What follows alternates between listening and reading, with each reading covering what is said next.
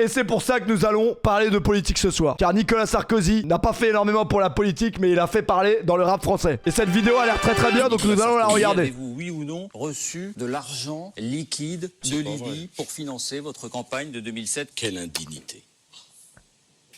Nous sommes sur le service public. Oh non, putain, c'était mon dernier yaourt. La Faire vidéo, elle a comment, l'air moi bien. Je sais pas me faire à manger. Acteur studio. Et oui, non, vous ne rêvez pas, j'ai bel et bien une nouvelle caméra. J'ai travaillé un peu la lumière. Le décor, c'est catastrophique. C'est transition, hein, de toute façon, là, ça va rester sûrement comme ça pendant plusieurs vidéos avant que je me bouge à faire un truc convenable. Il y a un amas de vêtements que je vends sur Vinted, là, à ma droite. Je crois qu'on avait déjà regardé une vidéo de lui, elle était bien la vidéo. Notamment retrouvé sur mon compte Vinted cette veste berserk. Bon, Vinted, on s'en branle. Ah, et tu faisais des vidéos parcours en 2018 pas courir l'espace précisément. Alors ces dernières semaines, derniers mois, le nom de Nicolas Sarkozy a pas mal occupé l'espace médiatique suite à ses affaires judiciaires. Pour beaucoup d'entre vous, c'est sûrement le président de quand vous étiez en primaire, collège, ou même pour les plus jeunes, juste un vieux président que vous avez peu connu, et son mandat correspond peut-être même à votre année de naissance. Thomas, tu es né en quelle année? En 2008. Et les 2008 vont avoir 18 ans cette année. Mais c'est une stat effrayante ça. Un 2008, ça a 18 ans. Vous savez que pour moi, à la base, dans mon esprit, un 2000, c'est un truc de ouf, genre. Alors qu'en vrai, maintenant, un 2000, il a 26 ans. Donc, L'information n'arrange 2008. personne, mais bon, écoutez, hein, on fait avec. Ah, c'est marrant parce que moi j'ai repensé à la quéquette à Jacques Chirac. On allait voir nos camarades dans la cour de récré, on faisait « Vas-y, ouvre la boîte, la quéquette à Jacques Chirac ». Et moi j'ai fait cette blague-là à ma meuf, et j'avais oublié que ma meuf elle est plus jeune que moi, et elle m'a dit « Non, moi c'était la quéquette à Sarko ». Truc de ouf, ça veut dire que la blague elle évolue selon Merci, le président Pistachio, actuel. pour le Et moi je me recette. demande si Je les me enfants de rappelle pas de cette maintenant ils blague, font encore « Vas-y, ouvre la boîte, la quéquette à Brigitte ». Non, parce que je suis complotiste en fait. Alors, je suis pas ici pour vous faire une vidéo Celle-là, elle est bonne. dédiée à toutes ces affaires judiciaires, mais pour bel et bien vous parler de rap français à travers lui. Parce que certains le savent peut-être pas, ou alors l'ont vaguement entendu au loin une fois ou deux, ça a déjà été évoqué rapidement sur cette chaîne YouTube, mais il y a une vingtaine d'années, Nicolas Sarkozy était vraiment l'ennemi numéro 1 du rap français. Ah oui non, c'était pas qu'un titre putaclic, hein, c'est réel. Vraiment, tout le milieu rap en France le détestait. Il y Voilà, je dis pas n'importe quoi. avait une haine, une colère qui a unifié tout un genre, toute une culture musicale contre lui. C'était à cette époque omniprésent, Ouais, pas un changez le couplet de rap rap français, sans hein. que le nom de Sarkozy soit évoqué. Et aujourd'hui, on va voir pourquoi, à travers une rétrospective de toute cette période-là, qui est en plus la période où j'ai commencé à écouter du rap français. Ça a peut-être joué après derrière sur le fait que je sois un peu taquin. C'est pas moi, c'est le rap français, maman. Dans mon petit potager, ça pique rap. Du melon, de la tomate, la betterave. Voilà. Une vidéo qui dénonce un peu ce que le rap français dénonçait à l'époque, ce qui n'existe plus maintenant. Je vais enfin pouvoir me détendre. Oh non, putain, non! Mais merde! Mais... C'est vrai que les gars, le mec qui est pas sous VPN en 2026, il est complètement fou. Non mais faut le dire. C'est une dinguerie, même se branler, on peut plus. Très urgent! La salle! Et de toute la de sponsoriser cette vidéo.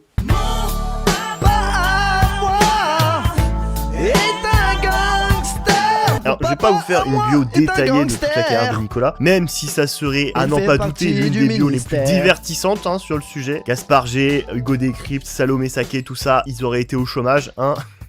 Pourquoi je menace des gens qui sont même pas dans mon domaine? Merci, Mais on va quand même un peu vers une bio de sa vie. En tout cas, les événements les plus marquants de sa vie politique, pour comprendre, cerner le personnage et tout ce qui amène à la situation qui nous intéresse dans les années 2000. Alors déjà, Nicolas, il rentre à l'UDR, l'ancêtre des Républicains, à l'âge de 19 ans. Alors peut-être qu'en 1974, sous Giscard, on s'ennuyait de fou, et que c'était ça, le passe-temps des bourgeois parisiens, faire de la politique. Maintenant, c'est tenter de faire du rap ou de la crypto, voilà, tu sais, en 50 ans, les choses ont changé. Moi, à 19 ans, en tout cas, je repassais mon bac pro à Pontchâteau. Cobaladé, lui, à 19 ans, sortait l'affranchi. Et viens, on discute, lui, s'était promis sur la murette sud du lycée des Landes de Tyros qui serait un jour un élu de la République. Bon, alors finalement, il fait juste des soirées pour des jeunes de 19 ans. Mais voilà, j'aurais pas boudé mon plaisir de le voir éteindre Glucksmann en 4K sur un plateau télé. Même si c'est vrai qu'il n'y a pas besoin d'être un élu de la République hein, pour faire ça, hein, c'est à la portée de tout le monde. Robeux, personne regarde ta meuf, elle est comme France 2. En 1983, Nicolas est Charles chargé Pasqua de préparer la campagne municipale de Charles Pasqua, grosse tête du RPR, pour la mairie mairie de Neuilly-sur-Seine. Et Charles Pasqua est un peu considéré comme le mentor de Nicolas Sarkozy en politique. Il a été le témoin de son mariage quand même, hein. Mais Nicolas, sans l'opportunité d'aller chercher lui-même le poste de maire, trahit Charles Pasqua et se présente face à lui. Jacques Chirac, président du parti, ne tranchera pas la question. Wesh, mais il l'a bien rasé. Il l'a bien rasé, wesh, comment? C'était son mentor, il lui a tout appris. Trahit Charles Pasqua et se présente face à lui. Jacques Chirac, président du parti, ne tranchera pas la question à l'époque et une opération de la hernie discale de Charles Pasqua finira d'enterrer sa candidature. C'est-à-dire que quand son mentor a été dans une situation de faiblesse, Nicolas, lui, il a juste vu l'opportunité de l'éteindre. Être calife à la place du calife. Qui venait de poignarder dans le dos Charles Pasqua et qui n'avait absolument Là, ça vient d'arriver, mon frérot. aucun regret, Ça vient de commencer. aucune culpabilité. En fait, déterminé et sans Faut état pas faire confiance aux hommes politiques. d'âme, Nicolas Sarkozy l'était C'est depuis la pire longtemps, espèce. sans doute même depuis toujours. Nicolas Sarkozy, c'est un des premiers à avoir assumé la nécessité de recourir à la violence en politique pour éliminer son rival. Et il avait que 28 ans à l'époque, hein, et beaucoup se moquaient de son air juvénile et du fait qu'il était petit. Parce que Nicolas, il fait que 1m65. C'est un farfadet malicieux. C'est la raison pour laquelle j'attendrai pour voter pour lui que M. Sarkozy ait terminé ses classes. Mais voilà, en 1983, à 28 ans, Nicolas Ça se Sarkozy foutait de sa devient gueule maire bien de la librement. commune la plus riche de France. En 1988, il va être élu député, il sera réélu en 1993. Là, on est sur une évolution assez classique d'une carrière d'un homme politique. Il gravit les échelons un par un du parti, essayer de se placer, copinage, serrage de main, tout ça. Et lors de son second mandat de député, il est nommé ministre du budget. Donc, à 38 ans, Nicolas il cumule le taf de ministre du budget, député de la 6e circonscription des Hauts-de-Seine, c'est dur à dire, et maire de Neuilly-sur-Seine, commune la plus riche de France. Il nage dans l'argent. Et d'ailleurs, je savais pas avant de faire cette vidéo, avant de faire les recherches pour cette vidéo, mais les salaires Tu d'élus... fais moins d'1m80, c'est chaud. Mais arrêtez avec ce mythe, ça fait rien de faire 1m65. Ni 1m73, c'est relou, mais si c'est pas handicapant, regardez. Vous pouvez devenir un truand notoire. Sarkozy, il a réussi sa vie. sont Il a plafonnés réussi en sa cas vie. de cumul de mandats ou de postes. Mais en gros, en équivalent d'aujourd'hui, il touchait à peu près par mois 8500 € net. Le SMIC, lui, était à 900 €. Se lever pour 900, c'est insultant. Ça, c'est universel, ça marchera tout le temps. Alors Nicolas, quand il va être ministre du budget, il va commencer à être un peu connu du grand public, mais il a pas beaucoup de buzz non plus. Hein, il est pas non plus encore hyper connu par rapport à tous les gros noms de la politique de l'époque. Nico, c'est la 2e, voire 3e division. Moi, mon père, il aimait pas Sarko, mais il disait: tu vois, grand, Sarko, moi je l'aime pas, mais je comprends quand il parle. Les autres, tu comprends rien. Lui, quand il parle, on comprend. Donc je sais pas ce que ça veut dire. C'est Valenciennes. Je sais pas mais il y a un si- événement qui va lui donner Si c'est ça un qui a fait grand qu'il est coup devenu de président de la République, mais peut-être. projecteur. Cette prise d'otage. Une trentaine d'enfants d'une école maternelle sont en ce moment même les otages d'un homme armé. Ou celui qui se faisait appeler Après ça c'est historique parce que ça donne une belle transition pour un beau fait entrée accusé. Human Bomb, la bombe humaine, avait pris en otage 21 enfants et leur institutrice. Alors le raid est sur place, gère la situation, et je viens de vous dire que cet événement va lui donner un grand coup de projecteur. Mais je tiens à rectifier que c'est lui-même qui va se donner ce grand coup de projecteur. Parce qu'il va aller de lui-même sur les lieux, aller négocier avec le preneur d'otages. Mais Nicolas Sarkozy n'écouta personne et pénétra dans l'école pour négocier en direct avec l'homme qui s'était entouré d'explosifs. Bah, il se dit qu'il est plus que légitime, hein. Il est maire de la ville, il est au gouvernement, syndrome du personnage principal et opportuniste fois 1000. Lui aussi est tout prêt. Lorsque le chef du raid, Louis Bayon, m'informe de l'arrivée de Sarkozy, je lui dis: on n'est pas sorti de l'auberge, un ministre sur place. Pourquoi l'arrivée d'un ministre pose problème? Il nous faut le protéger, c'est quand même un membre du gouvernement. C'est pas nécessairement Merci, bon Nils, pour d'avoir le un recep. personnage déjà aussi haut placé dans une négociation, parce que après, qu'est-ce qu'on peut faire après ça, quoi. Après ça reste très risqué ce qu'il a fait, mais oui bien sûr que ça lui a ramené ça lui a sûrement ramené des voix et ça lui a pas porté préjudice pour le Dans la coup. mesure du possible, on évite ce genre d'intermédiaire, enfin de ce genre de négociateur déjà à un si haut niveau. Et autant vous dire que cette situation lunaire, les gars du raid, ça les exaspère. Parce que quand même, on rappelle, le raid... Ils existent pour ça. Je veux dire, dans la France, il y a personne d'autre qui est plus qualifié qu'eux avec le GIGN et la BRI. Et là, t'as un mec en costard d'1m65 qui arrive et qui se dit: non mais les gars, laissez-moi, je vais parler avec le preneur d'otages. Aucune formation. Rien. Et encore une fois, pourquoi est-ce que Nicolas a sauté sur l'occasion? Eh bien, à chaque échange avec le preneur d'otages, il négocie un gosse. Tu veux un coup de fil? Passe-moi la fille. Tu veux à manger? Passe-moi le gosse là avec le pull rayé. Sinon, je sais pas. Ou alors donne-moi le petit noir. Donnez-moi le petit noir. Ah. Ouais, Et il y a la télé sur place, il y a des caméras de partout. Du coup, à chaque fois que Nicolas réussit à négocier un gosse, et bah tu le vois sortir avec l'enfant dans ses bras et marcher droit vers les caméras. Et le ministre de ramener à l'air libre comme autant de trophées un enfant, puis un autre encore.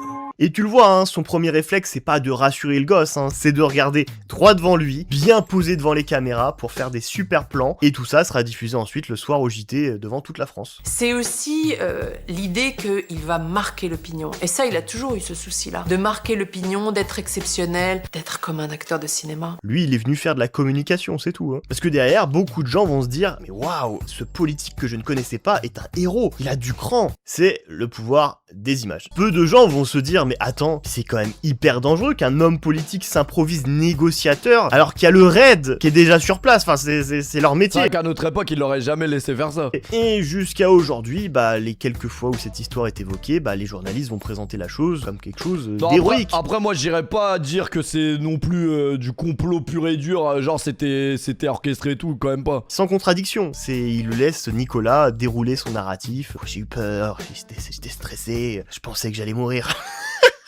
Vous faites beaucoup de phrases inspirantes, c'est très inspirant. Mais ferme ta gueule! Mais ferme ta gueule! Tu fermes ta gueule! 30 ans plus tard, hein, c'est tout ce qu'on retient, les images. Et ça, Nicolas, il l'a vu, ça c'est son premier buzz. Ça va imprimer. En 1995, va y avoir les élections présidentielles, mais à l'époque, pour Nicolas, il n'était pas question de faire un énorme coup de poker, créer son propre parti politique et se présenter au présidentiel, comme un Young Macron. Ça, c'est notre époque moderne. Ouais, c'était encore l'ère des partis politiques. Et les deux ténors du sien, du RPR, c'était Chirac et Balladur. C'est eux qui allaient déjà se disputer l'élection présidentielle de 95. Sarkozy, lui, va soutenir Balladur, alors que pour l'élection de 88, il avait soutenu Chirac. Il se dit qu'il y a un coup à jouer, et puis c'est plus ou moins vu avec Balladur que s'il gagne, c'est lui qui serait choisi comme Premier ministre. Ma conviction, c'est qu'Édouard Balladur est toujours celui qui, dans la majorité, est le plus susceptible de rassembler le plus grand nombre de nos compatriotes. Chirac gagnera les élections de 1995, deviendra président de la République et Nicolas Sarkozy sera considéré comme un traître au sein du parti. Moi j'étais parmi les militants à l'époque et je le vois rentrer, j'entendais les militants siffler, le traiter de traître et son nom même était quasi banni. Alors après on est en 1995, il va juste être mis au placard pour une période indéterminée, il peut toujours revenir derrière. Au Moyen-Âge, on l'aurait écartelé pour ça. Voilà, mais Jacques Chirac le déteste à partir de là. Il y a vraiment pas beaucoup de gens qui peuvent se vanter que le président de la République, le mec le plus puissant du pays, le gars qui a les boutons nucléaires, te déteste. Dans les années qui suivront, des péripéties à droite et à gauche pour Nicolas. Ah, c'est... Non, parce que tu vois, par rapport aux partis politiques... Allez. Et on arrive ici merci mon au XXIe siècle. On arrive à notre histoire, dans les années 2000, qui vont être le cœur des démêlés entre Nicolas et le rap français. On a besoin de la police! Police, nique ta mère! En 2002, suite à la réélection de Chirac, Nicolas Sarkozy est nommé ministre de l'Intérieur. Ah oui, je vous avais dit, ça dure qu'un temps ces histoires de placard. Hein. Il suivra une politique sécuritaire et répressive de droite et va pas mal dépoussiérer aussi la police en la faisant pleinement rentrer dans le 21e siècle. Il étend les fichiers d'empreintes digitales à tous les délits, va défendre les peines planchées. Ça va être marrant pour plus tard cette histoire de peine planchée. Alors je sais pas si c'est sa politique en particulier ou des passages, débats télé qui vont lui faire gagner en popularité, mais en tout cas en 2003 il sera élu la personnalité politique préférée des Français. Ah et en 2002 la personnalité préférée des Français c'était l'abbé Pierre, voilà. Faites-en vos propres conclusions. Bah c'est marrant quand même parfois la France, hein, puisque au même moment t'avais une grosse partie du rap français qui le détestait, notamment à cause de la polémique qu'il aura avec Sniper. Et ma mère elle a entendu ça. Elle est venue me soulever dans ma chambre. Elle m'a dit réveille-toi, il parle de vous à la télé là, c'est quoi cette histoire? Attends, c'est nous là? C'est nous. Alors les polémiques entre des rappeurs et des politiques, c'est pas nouveau. Même à l'époque. À partir du moment où le rap a émergé en France, quasiment directement il y a eu des problèmes avec les politiques. En 95, Minister Hammer va avoir sa polémique. Scandale avec les syndicats policiers, premier scandale, à cause de Brigitte, femme de flic. J'ai usé toute ma boîte de préservatifs, un 4 pattes à l'air, elle me parlait de son père, un bon commissaire, cher divisionnaire. Deuxième scandale en 95, dans le deuxième CD, donc qui s'appelait 95 200, avec sacrifice de poulet. Alors, il y a eu un procès sur sacrifice de poulet. Pas de bête sans que le poulet repose en paix, est-ce que tu le sais? Sacrifions le poulet. Attention, 3, 2, 1. Ah, c'est une dinguerie qu'il y a un procès pour ça. Merci Astro pour le resub. Un poulet. NTM va aussi avoir sa polémique en 95. Puisqu'ils ont été condamnés à 3 mois de prison et à 6 mois d'interdiction d'exercer leur métier en France. Ils sont accusés d'outrage à la force publique en raison de ce qu'ils ont dit sur scène et aussi du contenu d'une chanson.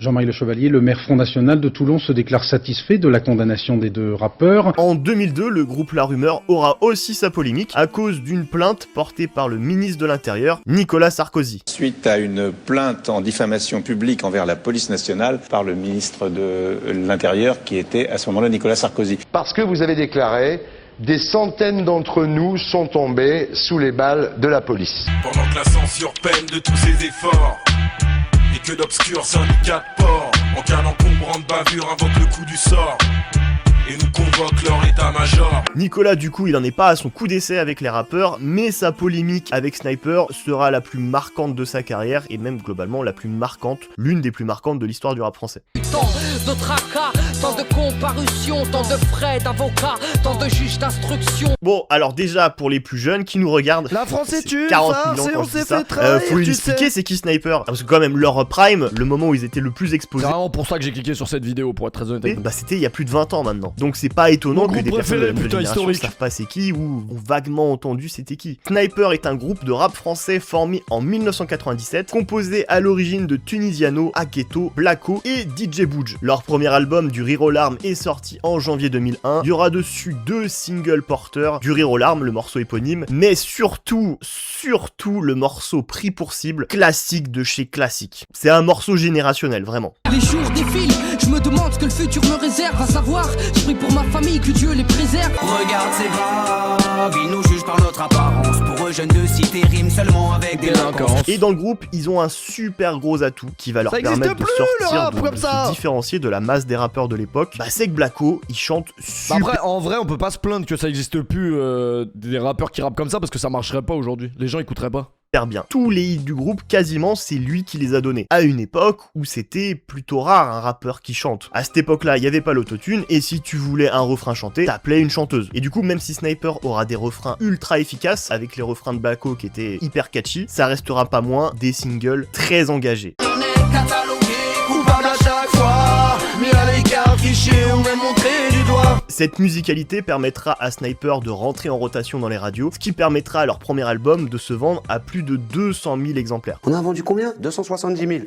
On a tous fait des roulades. Et sur cet album-là, il y a un solo de Tunisiano qui fera beaucoup parler de lui quelques temps plus tard. La jeunesse du morceau date de 1997. Tunisiano, qui rentrait chez lui après une session studio, se fait contrôler par la police. Ils trouveront une certaine quantité de cash sur lui et penseront que c'est un dealer. Tunisiano leur expliquera qu'il est rappeur et que c'est juste un peu d'argent que son producteur lui a donné pour vivre. Les policiers voudront rien savoir, l'embarqueront au commissariat, ils lui pèteront le nez pendant la garde à vue, puis ils vont le relâcher sans lui rendre son argent, qui lui rendront tout simplement jamais. Autant vous dire que Tunisiano, là, quand il rentre chez lui, il y a une petite envie de brûler le monde. Je sors de là, j'en veux au système, j'en veux à la terre entière, j'en veux à la police.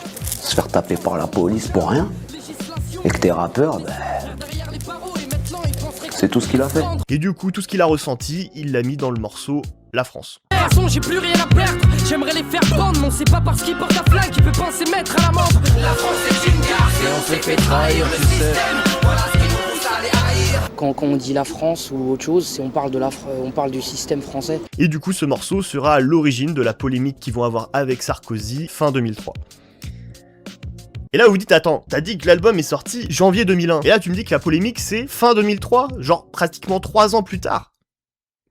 Pourquoi ? Attendez la suite, ça va vous plaire. Alors en mai 2003, Sniper sortira leur deuxième album, Gravé dans la roche, qui sera celui avec le succès le plus populaire. Je sais plus les chiffres de vente, mais ils ont tout baisé cette année-là. Et c'était pas gagné, c'était vraiment pas gagné d'avance. Parce que bah la cover, déjà la cover.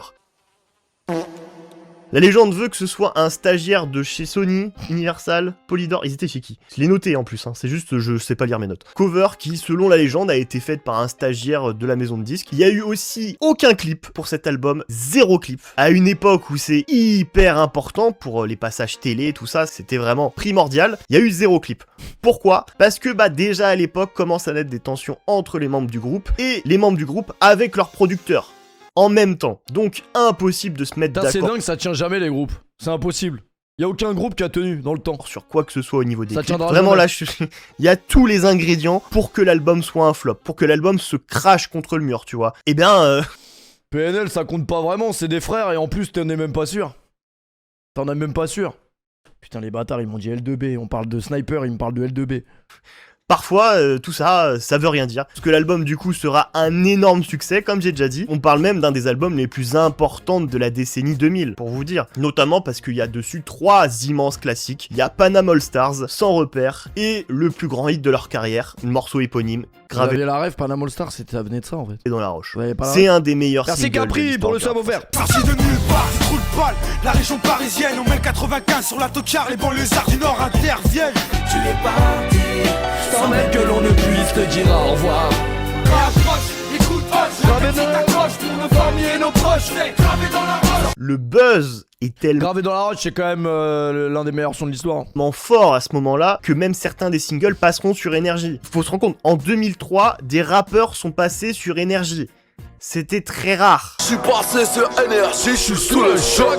Mais du coup, ce gros coup de projecteur, parce qu'on rappelle Énergie, première radio musicale de France, numéro 1 du pays, ce gros coup de projecteur va du coup les exposer à des gens qui veulent pas avoir ça. Des gens qui détestent le rap, et même pour certains avant tout, qui détestent les Noirs et les Arabes. Et le groupuscule d'extrême droite Bloc Identitaire, ça va fortement les agacer de voir ce genre de personnes-là autant exposées médiatiquement. Et ensuite, ils vont commencer à un peu fouiller partout pour essayer de trouver des éléments à exploiter pour s'en Et après, ils se sont fait éteindre. prendre à eux. Elles viennent 10 ans après nos premières campagnes contre le racisme anti-français des groupes de rap. Et à force de fouiller, ils tomberont sur le morceau La France, et certains passages vont les rendre complètement fous. On n'est pas dupes, en plus on est tous chauds pour mission exterminer les ministres et les fachos. Et à partir de là, ils vont rentrer en guerre contre le groupe. Puis ils se sont mobilisés, même organisés, appelant leurs militants à militer et Ils à nous vont faire pression mépriser. sur les mairies pour annuler des concerts. Ils vont eux-mêmes dans les concerts distribuer des tracts, voire même parfois casser des bouches. Donc les mecs sont clairement déter. Le problème, c'est que ça ne marche pas aussi bien qu'ils le voudraient parce que Sniper, comme je vous l'ai dit, est mainstream. Alors ils veulent passer ça à un stade supérieur. Ils vont aller voir un syndicat de police qui s'appelle l'IGP et leur dire « Eh, il y a un groupe là, ils sont anti-flics de ouf, hein. Ils vous insultent sale. » Donc les mecs se disent « Ah bon ? Ah mais oui, effectivement, appelons tous les flics de France, histoire de se rallier et de faire monter ça au niveau de l'État. » Et c'est ce qu'ils vont faire. C'est de la violence, c'est de la haine anti-flic qui est diffusée, et on appelle au meurtre anti-flic. C'est intolérable, et c'est pour ça que nous demandons au ministre de l'Intérieur de bien vouloir réagir au nom de tous les policiers. Ils vont pressionner Nadine Morano, encore Watt Fumier, qui elle est une députée UMP, et qui se dit il y a peut-être moyen d'avertir Sarkozy. Alors ça fait très effet domino cette histoire, c'est-à-dire que le truc passe d'un groupuscule d'extrême droite à un syndicat de police, puis à des députés ministres de l'UMP. Ah mais Corentin, tu viens de citer 3 fois la même personne.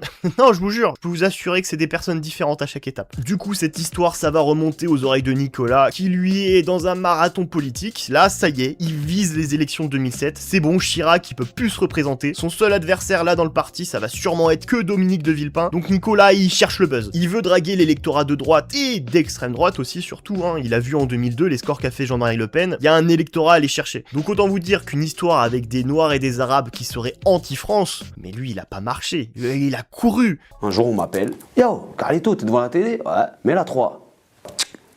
Et je les attaquerai en justice. Nanani, parce que ce groupe Sniper. La démocratie doit protéger ceux qui sont injuriés. Je déposerai donc plainte contre des textes qui sont racistes et antisémites. Et ma mère, elle a entendu ça. Oh putain, la carte antisémite, elle a toujours marché celle-là, elle est historique cette carte. Hein. Merci Setioki pour le resub.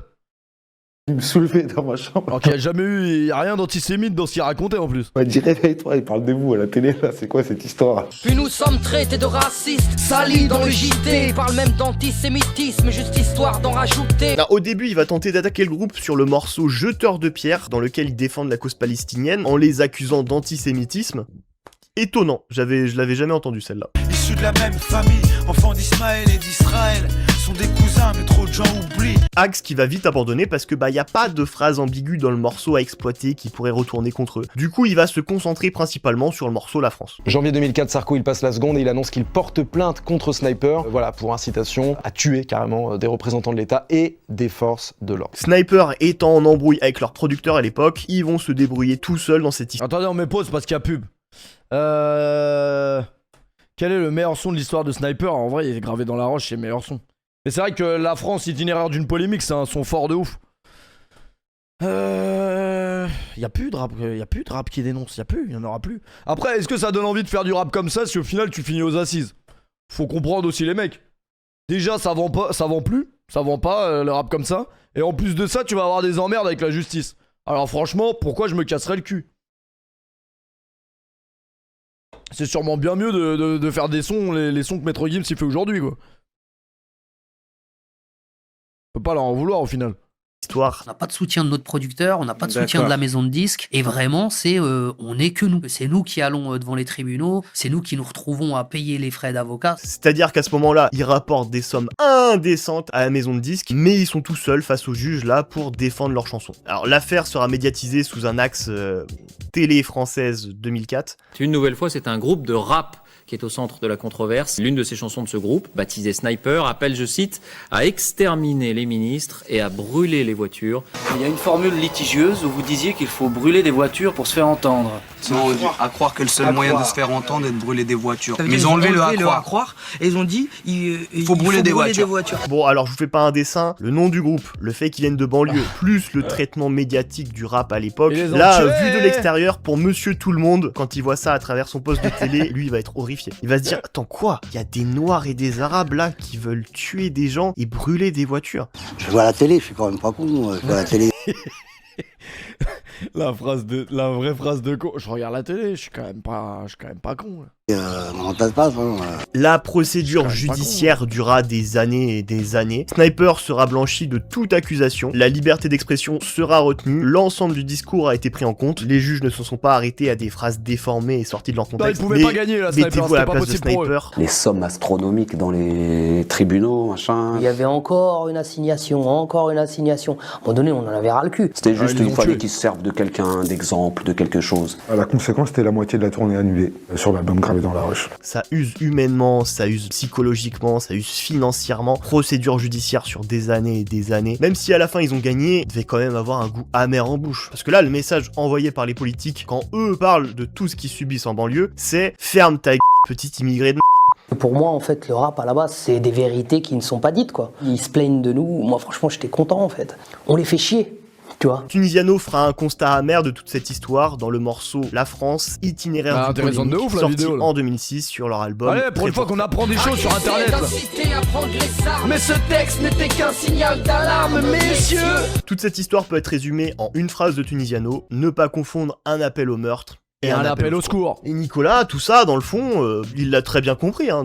Merci dès le Luigi début, il pour l'a le capté. Hein. Ne le voyons pas plus bête qu'il ne l'est. Hein. Ça, c'est juste que là, lui, il est dans des calculs froids de politicien, prendre des voix à droite et surtout à l'extrême droite pour l'objectif présidentiel 2007. Et s'il doit s'en prendre à des petits groupes de rap de merde, là, au passage, il le fait, mais avec joie. Hein, tu sais, il y va. D'ailleurs, plus tard, en 2004, va y avoir un remaniement du gouvernement. Et Nicolas va passer de l'intérieur à l'économie. Période durant laquelle il va tenter un coup d'éclat financier. Il va vendre 20% du stock d'or français pour 4,67 milliards d'euros. Alors, 6 ans plus tard, en 2010, tout ça, ça aurait valu 19,4 milliards d'euros. Et je vous dis pas tout ça combien ça aurait valu aujourd'hui, hein. Ça c'est 70 milliards. Alors, je suis pas économiste, je pense que c'est pas le coup du siècle. Tu vois, c'est... Enfin, je dis ça, même Nicolas non plus n'est pas économiste, même il a aucune formation en économie ou en finance, il est avocat de profession. Un an plus tard, en 2005, nouveau remaniement du gouvernement, hop, tu connais encore une fois les chaises musicales, et Nico, à 50 ans, redevient ministre de l'Intérieur. Et si certains d'entre vous pensaient que Nicolas, là, il avait tout donné, vous en avez marre des racailles. Il s'échauffait à peine. Là, il se met vraiment en mode élection présidentielle. Là, c'est dans 2 ans, là, c'est dans les starting blocks. Donc le gars, il a pas le temps. Faut envoyer des signaux forts, montrer qu'il est sur le terrain, qu'il est dynamique, un homme d'action. Et c'est suite à tout ça que Nicolas Sarkozy va devenir l'ennemi numéro 1 du rap français. C'est Joe Pesci dans Maman j'ai raté l'avion qui se serait pris pour Joe Pesci dans Les Affranchis. Donc c'était très compliqué de le prendre au sérieux parce que tu te dis, j'ai quand même déjà vu des trucs plus impressionnants dans la cuvette de mes toilettes. Or, le mec se permettait d'être très insultant avec à peu près tout le monde. Qu'est-ce qui va amener ici notre farfadet malicieux à être autant détesté par le rap français? Eh bien c'est parce que Nicolas va incarner ce qu'on va appeler la droite décomplexée. Là où avant on était plus sur du politiquement correct. Politiquement correct, certains diront que c'était être nuancé, mesuré dans ses propos, d'autres diront que c'était hypocrite et avoir peur de dire des choses, la langue de bois, tout ça. Et Nicolas, il va surfer là-dessus. Il va dire, moi, j'ai pas peur de dire les choses. Et des gens seront séduits par ce discours en disant, ah, quand même, hein. Il dit tout haut ce que tout le monde pense tout bas. Ça, c'est ce que généralement disent les gens après avoir entendu le truc le plus raciste de la journée. Vous savez, Nicolas Sarkozy, c'est quelqu'un qui fait un peu du surf en politique. Et quand il a vu en fait que dans les sondages, les Français plébiscitaient des mesures beaucoup plus sévères sur le plan de la sécurité, beaucoup plus dures, il est allé sur ce terrain-là. Mais je suis intimement persuadée que si les sondages lui avaient dit que les Français étaient en train de virer à gauche, Nicolas Sarkozy aurait viré à gauche. Tout simplement parce que c'est quelqu'un qui n'a pas de colonne vertébrale idéologique. Et cette droite décomplexée, Nicolas, il va rien inventer, hein. Ça existait déjà en partie avant lui. Entasser une famille avec un père de famille, 3 ou 4 épouses et une vingtaine de gosses, et qui gagne 50 000 francs de prestations sociales sans naturellement travailler. Si vous ajoutez à cela le bruit et l'odeur. Il a souligné qu'il fallait sortir de la langue de bois habituelle au sujet des immigrés et que M. Le Pen n'avait pas le monopole de ces thèmes. Je crois que les électeurs préféreront toujours l'original à la copie. Mais la différence, c'est que eux, c'était une petite phrase par-ci, par-là, petite phrase choc là pour essayer de draguer des gens. Nicolas, lui, ce sera ça, son cheval de bataille, les phrases choc. À l'époque, tout le monde l'appelait Speedy Sarko. C'était ce personnage qui bondissait, qui jaillissait aux quatre coins du pays dès qu'il y avait un fait divers. Que Sarko, il avait une sorte de running gag involontaire, c'était de se pointer en bas de chez les gens avec plein de caméras et de se mettre à crier. Le 19 juin 2005, Sid Ahmed, un enfant de 11 ans, est tué par une balle perdue à la Courneuve, dans la cité des 4000. Dès le lendemain, Sarkozy se rend sur place avec une armée de caméras. Et selon Le Monde, il déclare « On va nettoyer au Karcher la cité des 4000 ». Le terme « nettoyer au Karcher » est un terme qui s'impose. Un Karcher, c'est un nettoyeur haute pression, ça décape, ça nettoie en profondeur. C'est une solution de nettoyage très efficace. Et Sarkozy n'utilise pas ce mot-là par hasard, c'est pour signifier qu'ils vont utiliser des moyens très forts pour nettoyer les banlieues en profondeur. Mais dans notre cas précis, c'est quoi la saleté dont il faudrait se débarrasser en banlieue? Quand toi tu grandis et que t'allumes la télé et que t'as l'impression que la cité c'est que des voitures qui brûlent et des gens qui se font agresser, ou qu'on est des cafards qu'on doit nettoyer au Karcher, ça fait mal. Et alors, excusez-moi, mais nettoyer, on n'est pas des animaux. On n'est pas une qu'est-ce qui dit ça? On nettoie pas des gens. C'est un bourgeois qui arrive avec des caméras et qui regarde des petits rebeux qui n'ont pas un gaiement et qui leur dit « Je vais vous nettoyer au Karcher, bande de racailles !» Et quand on nettoie ce qui est sale avec un Karcher, qui est un instrument à haute pression, on envoie... Après bon, pas trop de conseils à recevoir de Jamel Debbouze et l'autre qui est passé avant, là. Je sais pas comment elle s'appelle. Goût. Donc employer le Karcher pour parler des jeunes, on va les éliminer comme des ordures. Il a pu m'arriver de blesser des gens, j'ai pu être maladroit, ça c'est certain. Mais le Karcher, c'était pas une maladresse. Il parle de Karcher, divise la France en deux, Sarko, t'offres à la vache, à l'éléphant bleu. Comme un Lamborghini j'appelle Sarkozy pour un coup de Karcher. Ok pour nettoyer la racaille, nous portons donc carchériser l'Elysée. On va pas se méprendre. C'est ce que je me disais l'autre fois, qu'est-ce qu'elle était forte, Kenny Arcana. Chacun sa vie, je passerai pas sous leur putain de Karcher. Moi j'ai toujours la bite propre, Sarko me la nettoie sans Karcher. Faudrait nettoyer au Karcher Nicolas Sarkozy. 4 mois plus tard, le 25 octobre 2005, Nicolas va faire une sortie nocturne surprise. Surprise! C'est une descente. Une visite nocturne, voilà, à 23h, il décide d'aller visiter le dispositif policier d'Argenteuil. Après, ça devait être sûrement une période de creux, il s'est dit, faut rebondir, faut qu'il y ait une actualité sur moi. Comme ça, après, les gens, ils disent, ah, il vient même quand on l'attend pas, c'est vraiment un homme de terrain. Il a peut-être pris le terme premier flic de France un peu trop à cœur. Surtout que c'est un peu ironique, hein, puisqu'il a pas la taille minimum pour être flic. Sa venue fait beaucoup de bruit, il arrive avec un large dispositif de police. Ça ramène, du coup, forcément, beaucoup de monde, toute cette agitation. Et forcément, les gens sur place, quand ils voient c'est qui fait autant de boucans à 23h chez eux, ça ramène pas mal de gens hostiles à lui. Non, parce que grossièrement, il a quand même dit il y a quelques mois, faut nettoyer au Karcher les banlieues des Noirs et des Arabes, hein. Donc forcément, l'accueil à Argenteuil, et il est compliqué. On reçoit des boulons, on reçoit des pierres. La casquette du préfet, je m'en souviens, elle tremblait comme s'il y avait un tremblement de terre. Comme on pouvait s'y attendre, après, ça les sorties bien. répétées de Nicolas Sarkozy en banlieue finissent par devenir des opérations commando. Et Nicolas Sarkozy, ravi de voir la banlieue se caricaturer ainsi devant les médias, de relancer de plus belle les polémiques par de nouvelles invectives. Vous en avez assez, hein? Vous avez assez de cette bande de racailles. On va vous en débarrasser. Il aurait pu dire, madame, on va s'en occuper. Le centre social a été fermé il y a 2 ans. On va s'en occuper de ces enfants. On va les éduquer, on va les élever. Mais il était pas là pour ça. Non, on va vous en débarrasser. Racaille, mais peuple méprisable, racaille. C'est ça que ça veut dire dans le dictionnaire, ouais. Dans le dictionnaire, c'est ça que ça veut dire. C'est lieu de bannissement, en fait. Lieu de bannissement, jusqu'où alors peuple méprisable, on va vous mettre dans un lieu banni. Là, quand il dit cette bande de racailles, même les parents sont concernés. T'es en train de parler de l'endroit, en fait. C'est comme ça qu'on le ressent.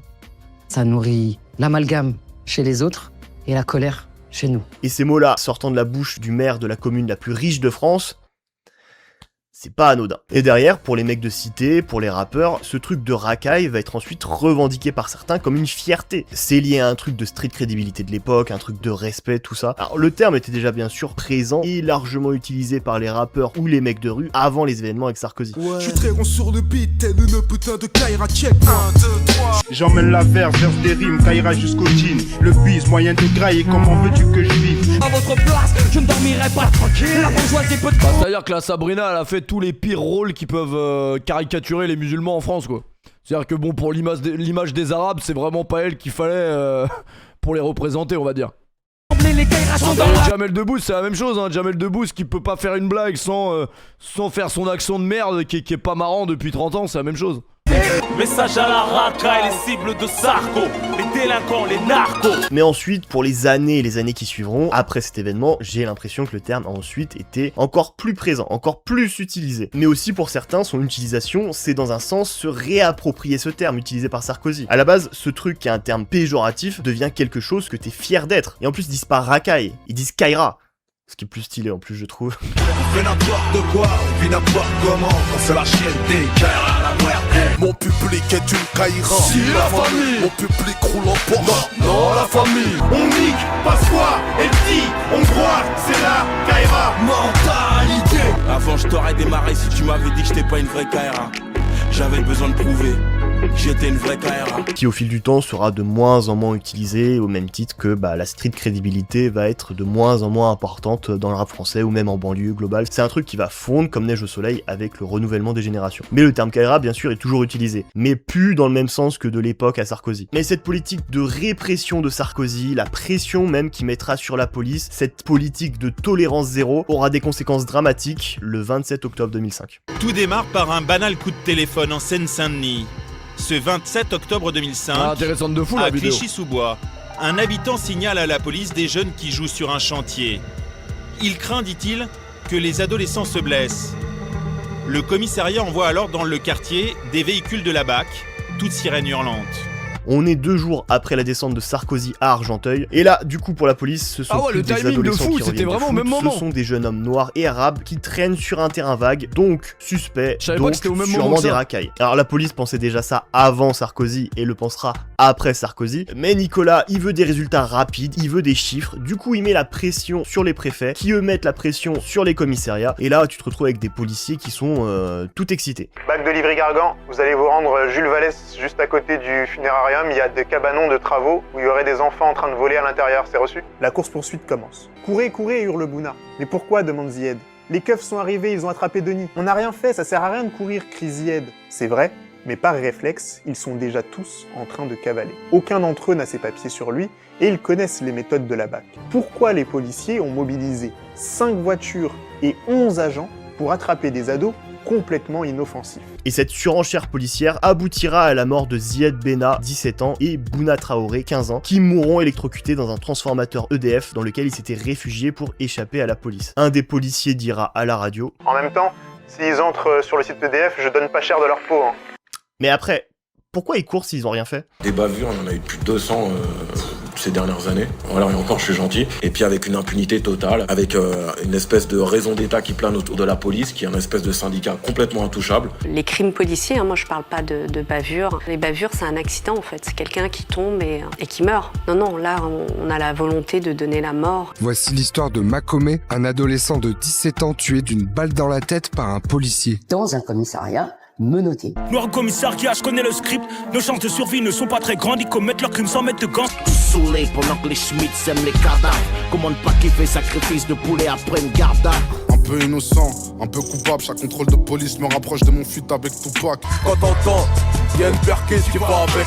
J'avais pas ça, j'entends pas, bavure, ça va avec. Qui sera le prochain frère et cousin. J'entends déjà le bruit des flics qui se rapprochent, hein.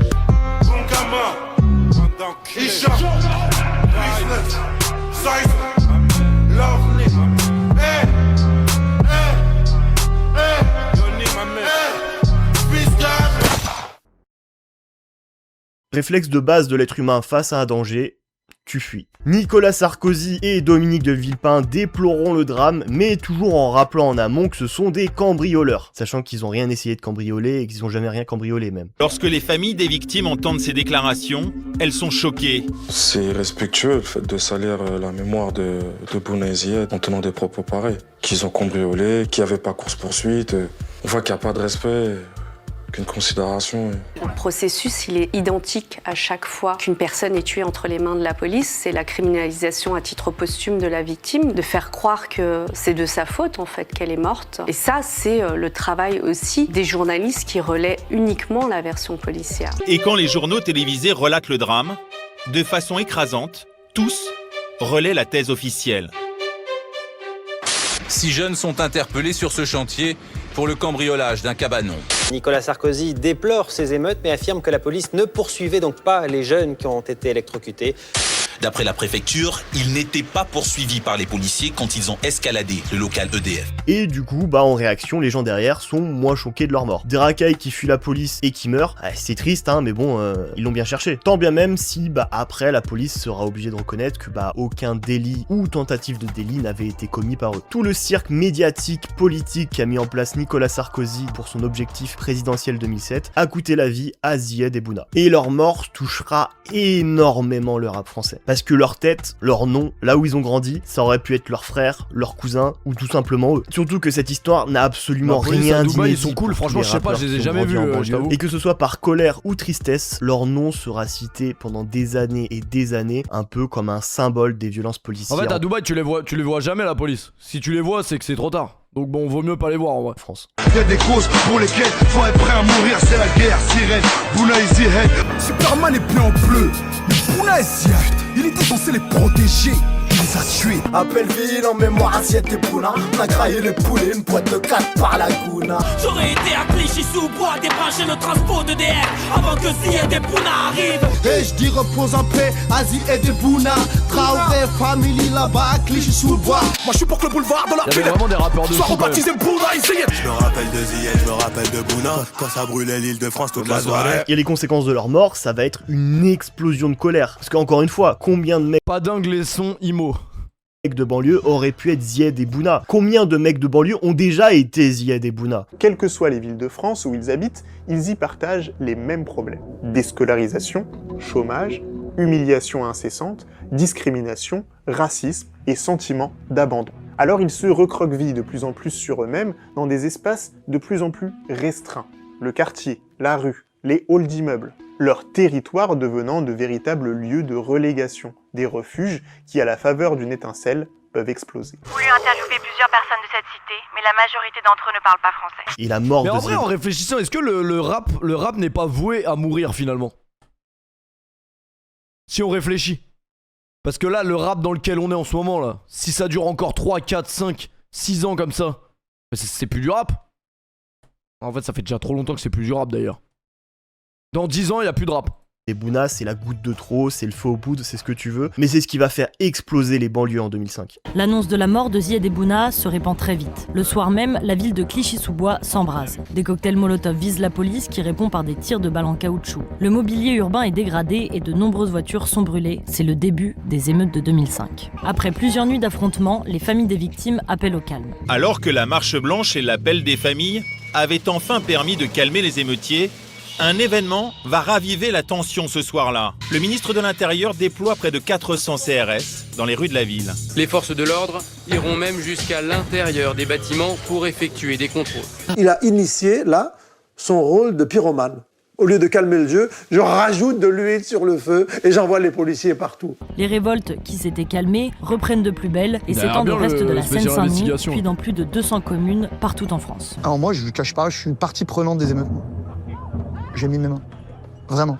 J'étais très actif, proactif, dans l'impunité. On aime la France, on déclenche des émeutes pour déclarer nos flammes. Des émeutes du mois de décembre 2005, pète le crime passionnel.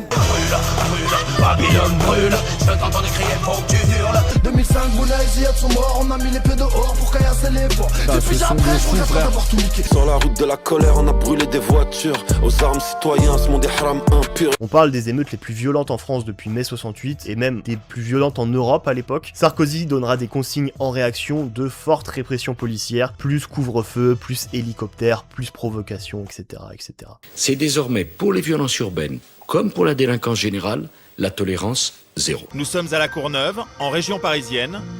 La rédaction du 20h capte ce jour-là le passage à tabac d'un jeune homme par des policiers, plutôt remonté. Mais qu'est-ce qu'ils ont eu après cette vidéo? Rien. Tu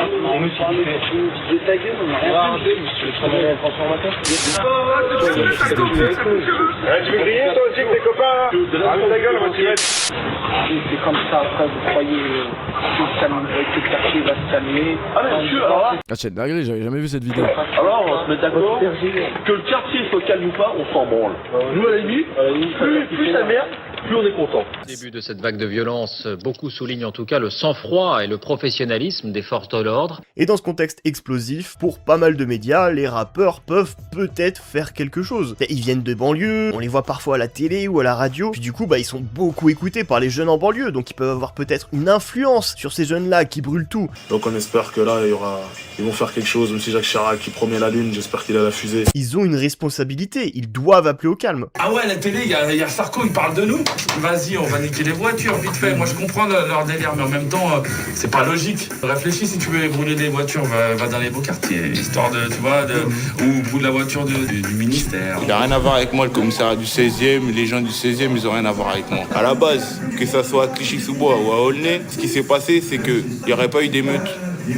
Jamais personne n'aurait parlé des deux petits à la télé. Alors il y aura notamment Tandem qui sera invité sur France 3 pour essayer d'expliquer ce qui se passe en banlieue, pourquoi il se passe tout ça. Je pense que le drame de Clichy-sous-Bois était la goutte qui a fait déborder le vase, parce que depuis ces dernières années, les répressions policières devenaient de plus en plus violentes. Ce n'est pas la seule mort qu'il y a eu dans les banlieues. Nous, le groupe, on vit où il y a le feu. Donc on est bien placé. En bas de chez nous, il y a le feu. Et à l'heure d'aujourd'hui, je pense que les jeunes qui mettent le feu, ils sont en état de désespoir. Et il y a un rappeur qui aura pas de bol niveau timing dans cette histoire. C'est DC's qui sort l'album Les Histoires Extraordinaires d'un jeune de banlieue le 24 octobre. Et il va commencer sa tournée promo de tous les... Ça a bien mal vieilli, hein, vu les déclarations récentes de DC's La Peste. Médias au même moment. Et au vu de l'actualité, forcément, on va lui demander son avis sur les émeutes en banlieue. Qu'est-ce qu'il pense de tout ça? C'est pas bien quand même, tous ces jeunes qui brûlent des voitures. Hein, t'en penses quoi? En plus, l'album, il s'appelle Les Histoires Extraordinaires d'un jeune de banlieue. Et parmi toutes ces interviews, il y en a une qui va beaucoup déplaire dans le monde du rap. C'est celle chez Thierry Ardisson. Voici DC's La Peste. Bah, tu ne parles plus de bon, rap, alors lui. déjà, terrible. Tout le long, Ardisson, il va l'appeler DC's. Tout le long, on prononce mal ton blaze. Ardisson, on il a est fait dans ça avec ce combien de genre rappeurs, par d'interview. DC's a toujours été un peu le rappeur chouchou des médias, parce qu'il est gentil, il parle bien, il présente bien, il fait pas trop méchant, il fait pas trop rappeur de banlieue, et il fait des chansons parfois un peu rigolotes. C'est du coup pas le rappeur qui va trop les mettre dans un inconfort. Et du coup, quand on va demander l'avis de DC's sur la situation en banlieue, il va être quand même très consensuel, très mesuré. Moi j'essaie d'être juste et d'être vrai et de ne pas mentir. Il y en a qui en rajoutent, oui, tous les jours je me fais contrôler 10 fois par jour et tout. Bon, faut pas exagérer. Les flics, ils sont racistes quand ils font les contrôles? Non. Certains, oui. Est-ce que les islamistes, ils sont pour quelque chose, les barbus? Non. Mais non. Est-ce qu'il y a un racisme? Les questions de fou, frère. Les barbus. Est-ce que les islamistes, ils sont pour quelque chose, les barbus? Non. Mais non. Est-ce qu'il y a un racisme anti-blanc? Oui, faut pas être angélique, bien sûr. Pour moi, les plus grandes batailles ou victoires qui ont été faites, elles ont été faites dans la paix. Et je prends par exemple Gandhi et Martin Luther King. Je sais que ça ne parle pas aux gens qui font ça. Il faut arrêter. Alors, DC's, vous recommandez aux jeunes de sortir de ce que vous appelez la démagogie de quartier. Nous, on se plaint beaucoup. Mais il y a le RMI, il y a le chômage, il y a la sécu, il y a des belles paires de baskets, ce genre de trucs. Il y a quand même de bonnes choses dans ce pays-là. Moi, j'encourage tous les immigrés qui peuvent le faire, en tout cas, à retourner dans leur pays d'origine et de relativiser un petit peu les choses. Stop à la victimisation d'une certaine façon. Faut avoir de la personnalité. Moi, j'ai de la personnalité quand je fais pas la victime tout le temps. C'est ça, avoir de la personnalité aussi. Ouais, dur.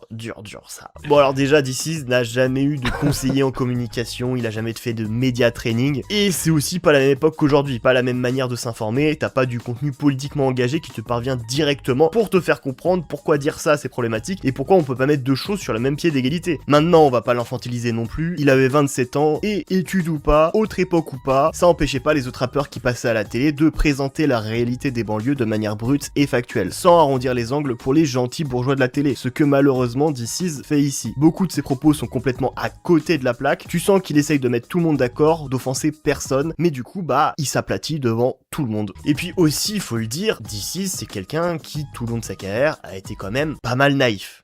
Pour le meilleur et pour le pire, hein. Et c'est en partie pour ça que je l'aime beaucoup, parce que ça se traduit par une grande sensibilité, une grande sincérité dans toute sa musique. Parfois il fait des trucs cata, mais je sais qu'il le fait de la manière la plus sincère et la plus avec le cœur, tu vois. Mais du coup voilà, c'est à double tranchant cette naïveté. Et là il se rendait pas compte, mais il était idiot utile du système. On lui faisait dire ce qu'on voulait entendre. Il joue son rôle du rappeur gentil qui vient dire que c'est pas bien de brûler des voitures. Et du coup tout ce passage à la télé de DC's, pour pas mal de gens, c'est pas passé.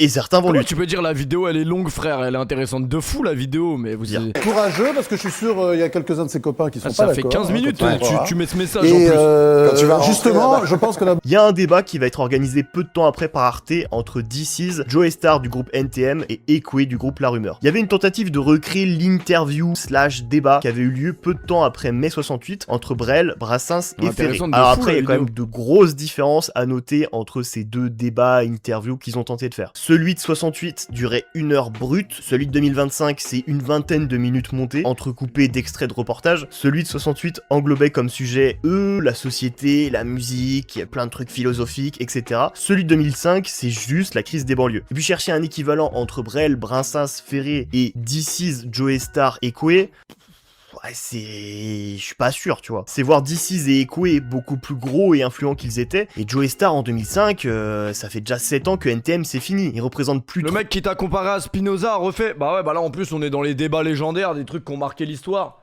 La gueule du TikTok. Faut quand même le... Merde, je l'ai liké ou pas? On m'a mentionné dessus, je crois.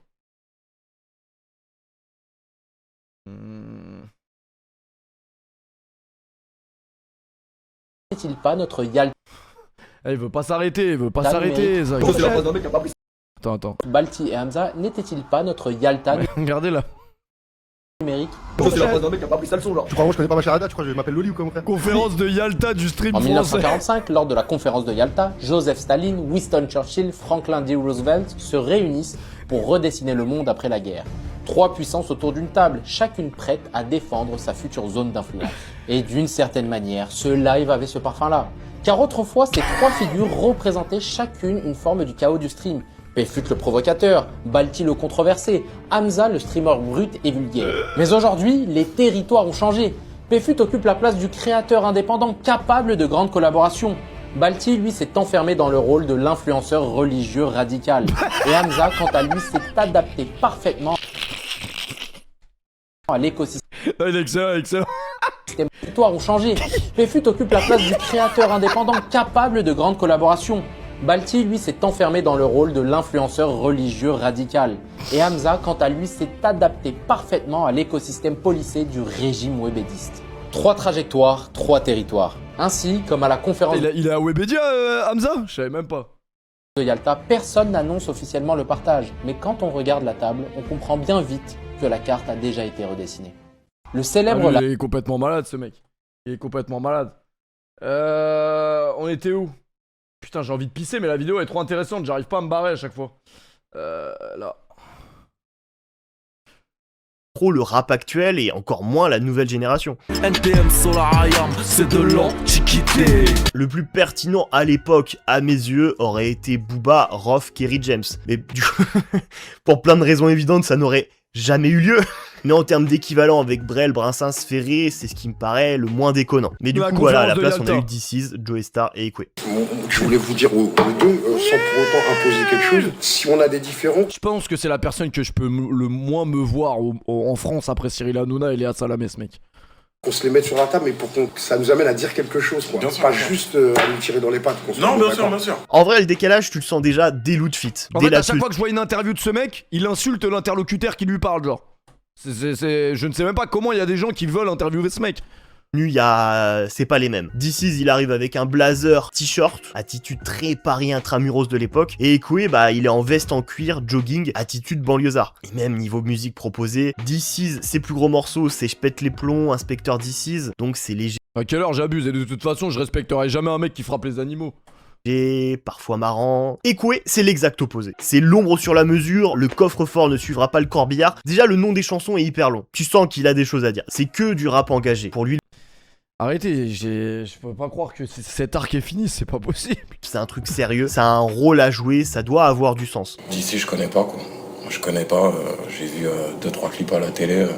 Je te mentirais si je te dirais que ça me parle, quoi. Pas du tout, quoi. Et puis surtout, il est plus qu'armé sur le sujet. Il a une maîtrise en sciences politiques, un DEA en droit public et un doctorat obtenu à Paris 13. DC's, il a passé son bac à 32 ans. Je dis pas ça pour le vanner, c'est les faits, voilà, il a passé un équivalent du bac à 32 ans, il a repris ses études parce qu'il voulait ça, et c'est louable. Mais à côté, Ekoué, voilà, c'est une machine de guerre, tu vois, là dans le débat, c'est vraiment Coughing Baby versus Hydrogène Bombe. Moi, quand je vais en télé, je parle au français, j'essaie de parler à la maîtresse que j'avais quand j'étais petit, à, je ne sais pas moi, à l'employeur qui n'emploie pas noir pour tu vois ce que je veux dire? Elle est sujet à des politiques impérialistes, d'ingérence, de soutien, de maintien, de dictature, de système corrompu, sanguinaire. Joe Star au milieu est pas très intéressant et franchement il ramène tout à lui, il est grave narcissique. Il y a 15 ans, quand nous NTM on a fait Le Monde de Demain, et moi je prends plus le métro. Moi on m'a souvent dit, moi qui suis un peu plus vieux qu'eux, quand j'étais plus jeune, quand j'avais 10, 12 ans, et moi je sais que moi quand j'ai un problème, de toute façon, moi je suis pas là pour m'attribuer quoi que ce soit. Moi je le répète, forcément je ramène tout à moi. Puis même encore une fois, il y a un déséquilibre dans le statut, les deux autres sont fans de lui. DC's a commencé le rap à cause du mec à sa gauche. Comment veux-tu que dans le débat il y a un truc où ils soient tous sur le même pied d'égalité? Bah non, forcément. Et en plus, Joe Star, il avait fait déjà plein de trucs avec DC's, mais là, je sais pas, dans le débat, il se mouille pas, il est en retrait, et il va limite se ranger du côté de Ekoué, parce qu'il kiffe plus l'image que renvoie Ekoué que DC's. Donc DC's va être quand même pas mal isolé pendant le débat, et même pris à partie plusieurs fois. Sans compter les apparitions de télé que j'ai trouvé consensuelles au possible. Je trouve qu'il y a un certain discours de complaisance aujourd'hui où je pense que c'est pas bon d'aboyer avec les loups, quoi. Je pense que c'est bien d'avoir des points de vue tranchés à partir du moment où tu fais du rap. C'est quand même une musique qui appartient aux pauvres, quoi. Et les gens, ils ont été vraiment outrés par tes propos. Moi, j'ai eu d'autres gens, tu vois, un ramassis, complètement réac, de la situation des banlieues. Alors que franchement, c'est passé complètement à côté du débat. À aucun moment, quelque part, je t'ai entendu parler des causes profondes. Le débat pour DC's, il est compliqué, il est très compliqué. Parce que tout le long, Ekoué, il va pas le lâcher. Et puis en plus, tu sens vraiment à chaque fois le décalage entre les deux, niveau argumentaire, niveau réparti, ils jouent pas dans la même catégorie. Je pense que c'est trop simple, c'est encore déplacer le débat à chaque fois de mettre. Non, mais on déplace pas le débat. Attends 2 secondes. Jusqu'à preuve du contraire, c'est des représentants de l'État, quoi. C'est des gens dont les actes ont des incidences sur nos vies. Donc ils sont en droit, on est en droit de leur demander des comptes à ces gens-là. Ouais. Je veux dire, c'est comme le b.a.-ba quelque part de toute participation citoyenne. Aujourd'hui, ce bilan, il s'avère qu'il est réactionnaire, il est fascisant, il est caricatural, et c'est normal qu'ils sont en train de prendre la gueule. Mais moi, je suis pas en train de dire qu'il faut pas. Moi, je suis pas en train de dire qu'il faut. Alors, explique-moi. White boy, I see you. Il y a des insultes plus polies que ce qu'a fait Ekoué à DC's. Ah ouais, que de chemin parcouru pour DC's, hein, vraiment que de chemin parcouru. Maintenant, quand on le voit chez Quotidien, 20 ans après, on en rigole de tout ça, tu vois, c'est léger, tellement de choses qui sont passées depuis. Après, j'aimerais bien quand même un peu pour rigoler qu'un jour on ramène Ekoué sur un plateau télé, il est pas au courant. Là, d'un seul coup, tu vois dans les yeux de DC's les flashs du Vietnam, tu sais, il commence à trembler, à crier. Bon, peut-être je suis un psychopathe, hein, je vois pas... Non, pas Ekoué! Pas Ekoué! Alors ce truc-là, entre DC's, Ekoué et Joe Star, ça va être le moment télé entre rappeurs sur la crise des banlieues le plus marquant. Après, faut aussi dire qu'il n'y en a pas eu beaucoup des rappeurs. Beaucoup ont refusé les demandes d'interview parce que, quand même un peu un goût amer de la situation, c'est attendre qu'il y ait les jeunes des banlieues qui brûlent des voitures pour qu'on nous tende des micros sur ces sujets-là. Puis je pense aussi flemme du traitement médiatique et aussi comment les médias parlaient des banlieues ou des rappeurs à l'époque. 2 policiers seront mis en examen pour la mort de Ziad et Bouna. Il y aura tout un périple judiciaire qui va s'éterniser pendant 10 ans et qui aboutira à la relaxation des 2 policiers en 2015. Je suis Kéré, je suis d'ici, je suis dégoûté, je suis tout ce que vous voulez. Les policiers sont intouchables, c'est pas que dans cette affaire, hein, ils sont jamais condamnés. Juste après le verdict, Adel Benna, le frère de Ziad, qui est resté calme pendant tout le procès, explose de rage dans la salle d'audience, criant aux policiers et aux magistrats « Vous êtes responsables, vous êtes tous responsables ». Après 10 ans de bataille juridique, les familles sortent écœurées et dégoûtées. Zied et Bouna sont-ils vraiment morts pour rien? Et avec l'épisode du Karcher, plus l'épisode des racailles, plus les procès contre Sniper et la rumeur, plus la mort de Zied et Bouna et les émeutes en banlieue, tout ça, ça va cristalliser autour de lui, mais une haine du rap français, une haine des rappeurs français, mais qui va s'étaler sur des années et des années, à un niveau jamais vu pour un politique français. Tu veux la guerre? Ok. On va te faire la guerre. Nicolas, on te... Moi et Sarko, on se cause pas, je souhaite un cancer de la prostate. J'en fais flipper comme une butte à gaz, Sarko et ses putes magas. Je me revois criant Sarko facho, le peuple aura ta boule. Et les petits Sarko, pour moi, un nez qui p***, sa meuf se fait fourrer, mais lui il reste hal.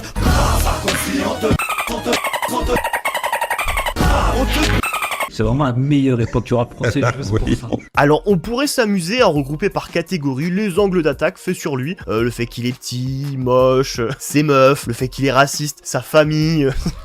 Et encore plein d'autres thèmes abordés par le rap français. Mais vraiment, je crois qu'il n'y a pas un rappeur à l'époque qui l'a pas insulté. Sur tous les albums de rap français à cette époque-là, il y avait une phrase sur Sarkozy. Il y avait une punchline sur sa tête. Viens dans nos contrées avant d'énigrer comme Sarkozy, ce fils de Polonais qui n'aime pas les immigrés. C'est pour les plus vénères, les psychopathes qui rigolent pas, ceux qui n'ont pas peur d'un petit connard qui s'appelle Nicolas. Ma France à moi, c'est pas la leur. Celle qui vote extrême, celle qui vénère Sarko, intolérante et gênante, qui prétend s'être fait baisser par l'arrivée des immigrés. Et moi j'ai pas le texte magnifique de Zazie, ni l'obsession présidentielle de Sarkozy. Personne me donne des ordres, moi je n'en fais qu'à ma tête. Troisième dans l'air, pour Sarkozy, son équipe de merde. Contre le motherfucking pouvoir du Chicken Little aka Nicolas Sarkozy, mon frère. On s'en bat les couilles de toi, mon pote. Et même dans la... C'est quoi cette cover de... Little aka Nicolas Sarkozy, mon frère. On s'en bat les couilles de toi, mon pote. Et même dans la manière de parler de lui chez certains, c'était exacerbé. Quasiment comme s'ils étaient en embrouille, en bif avec lui. Comment ils le menaçaient vraiment, c'est comme si c'était un autre rappeur qu'ils allaient le retrouver pour le monter en l'air. Dans l'énergie, dans la haine qu'ils y mettaient, ça venait vraiment du tréfond de leur cœur. T'as été loin sans tes paroles, même Le Pen peut plus rivaliser. Pendant que la France brûle, toi tu te bats pour l'Elysée. On va traumatiser, on va te... Si tu veux nous voir intégrer comme Zizou et saper comme Malizé. Vous croyez qu'on va vous laisser nous faire la hagra? Au premier politique, on compte pécho, y'aura grave. C'est une menace de mort. Voilà, c'était bon enfant, on savait s'amuser à l'époque. Maintenant, imagine que ton pire ennemi devient le gars le plus puissant du pays. Terrifiant, n'est-ce pas? Eh oui, parce que les élections 2007, c'est très proche, et Sarkozy est le favori à droite. Donc vraiment, quand tu vois ce dont il est capable juste en tant que ministre de l'Intérieur, l'imaginer devenir président de la République, c'est le pire scénario pour le rap français. Et dans ce climat, pas mal... La vidéo est trop intéressante, avec ton chat de con, on peut pas regarder ce... Mais faut pas calculer le chat dès qu'on regarde des vidéos, de toute façon, ça sert à rien, chat Twitch. De rappeurs inciteront les gens à voter, notamment la jeunesse des banlieues, qui a un taux d'abstention à chaque élection assez fort. Il y avait une volonté de jouer un rôle, de faire plus, de porter un message qui allait à l'encontre de ce que véhiculaient les Le Pen et les Sarkozy à l'époque. Comme un goût de Démé des Mago dans la bouche de Sarko, comme un goût de Michto près des Merco. Sors ta carte, bonhomme, sors ta carte. Pour lui, pour eux, sors ta carte, bonhomme. Mais ce qui est malheureux, c'est que l'on brûle le peu qu'on a. Qu'il suffirait de voter pour incendier ces connards. J'appelle toute la jeunesse, mon frère. Tous qui ont leur carte, mon frère, à aller voter, mon frère. Pour lui barrer la route, mon frère. Face à la crise qui déferle sur les banlieues, Joe Star endosse un nouveau costard. Son nouveau credo, inciter les jeunes à s'inscrire sur les listes électorales. L'appel de Jamel Debbouze, Jean-Pierre Bacri ou Joe Star a fait grimper jusqu'à 32% les inscriptions sur les listes électorales dans certaines communes. Sniper dans le morceau Brûle, on les voit tous brandir leur carte électorale, et à la fin du clip, il y a le message, en 2007, votez. Et même dans le CD de Trait pour Trait en 2006, il y avait à l'intérieur un bulletin détachable à remplir et à envoyer à sa mairie pour s'inscrire aux listes électorales, pour pouvoir voter encore une fois en 2007. Vraiment, ils ont tout fait pour que le plus de personnes possible aillent voter. Ils le disent pas, mais le message c'est voter contre Sarkozy. Mais ensuite, se pose la question, voter, oui, mais pour qui? C'est bien, vous voulez qu'on prenne des cartes électorales, mais pour voter pour qui? On a personne qui nous représente. Si aujourd'hui on peut dire tout et n'importe quoi sur les banlieues, c'est qu'aucune force politique ne les représente. Les élections arrivent, j'ai toujours pas fait mon choix. Je me sens représenté, pas par un seul de ces mecs-là. Je sais bien qu'ils sont tous pourris, je le sais très bien, mon frère. Mais il faut voter, mon frère, pour le moins pourri, mon frère. Voter pour qui? Moi, je vais pas te mettre la cuillère dans la bouche, on le fait déjà assez pour toi tous les jours, non? Surtout que à l'époque, le choix était assez binaire. C'était soit droite ou gauche, soit UMP ou PS. Les élections présidentielles à chaque fois se jouaient entre ces deux partis. Et le parti socialiste a pas forcément meilleure réputation auprès des rappeurs ou des C'est jeunes. dingue que 15 ou 20 ans plus tard ça ait pas changé, tu votes pas pour quelqu'un qui te représente, tu votes pour que ce soit pas le pire qui soit élu. De banlieue. Gauche, droite, même combat pour la monnaie. Ce qui chante et on a gagné. Les mecs qui sont désintéressés totalement. À droite, à gauche, même si c'est pas idéal, mais à quoi sert de voter pour des escrocs qui se balancent? Wesh mec, si je dérote, je le regrette pas. Et si je vote pas, regarde, je le regrette pas. Tu votes à gauche, tu votes à droite. Moi j'encule l'État, j'ai le cul à l'air sur un hamac. Du coup, même si le PS ça va pas changer grand chose, même s'il les méprise aussi dans le fond, que ça reste des bourgeois parisiens qui cherchent juste des voix et qui vont se servir d'eux pour être élus, c'est le choix le moins pire. Du coup, DC's, Diams, Kerry James soutiendront publiquement la candidature de Ségolène Royal, candidate du PS. Certains appelleront à voter pour elle, d'autres seront présents à certains de ces meetings. Il y avait un besoin d'agir, essayer de faire ce qu'ils pouvaient pour contrer Sarkozy à leur échelle. Ségolène Royal, qui du coup aussi dans un de ses discours, citera Kerry James, un passage de la chanson Banlieusard.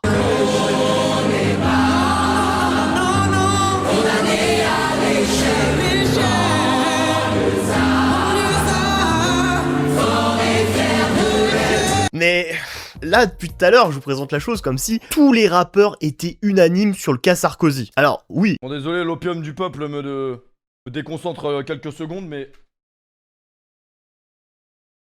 Putain, 7-6, 7-6. Je pensais que Medvedev, il allait prendre un 7. Il l'a bien rasé, hein. Ça devait être un sacré match, il y a eu 7-6, 7-6. À un moment donné, je vais peut-être retrouver mes liens. Bien sûr, pour l'écrasante majorité, ils étaient tous d'accord sur le fait de l'insulter matin, midi et soir, 365 jours dans l'année. Mais, il y en a un... Non, j'ai pas parié. J'en ai déjà parlé vite fait dans une vidéo, les pires feats du rap français. Doc Gynéco, qui avait fait le classique du rap français Première Consultation, va soutenir en 2007 la candidature de Nicolas Sarkozy. Doc Gynéco, le rappeur nonchalant, rejoint Nicolas Sarkozy.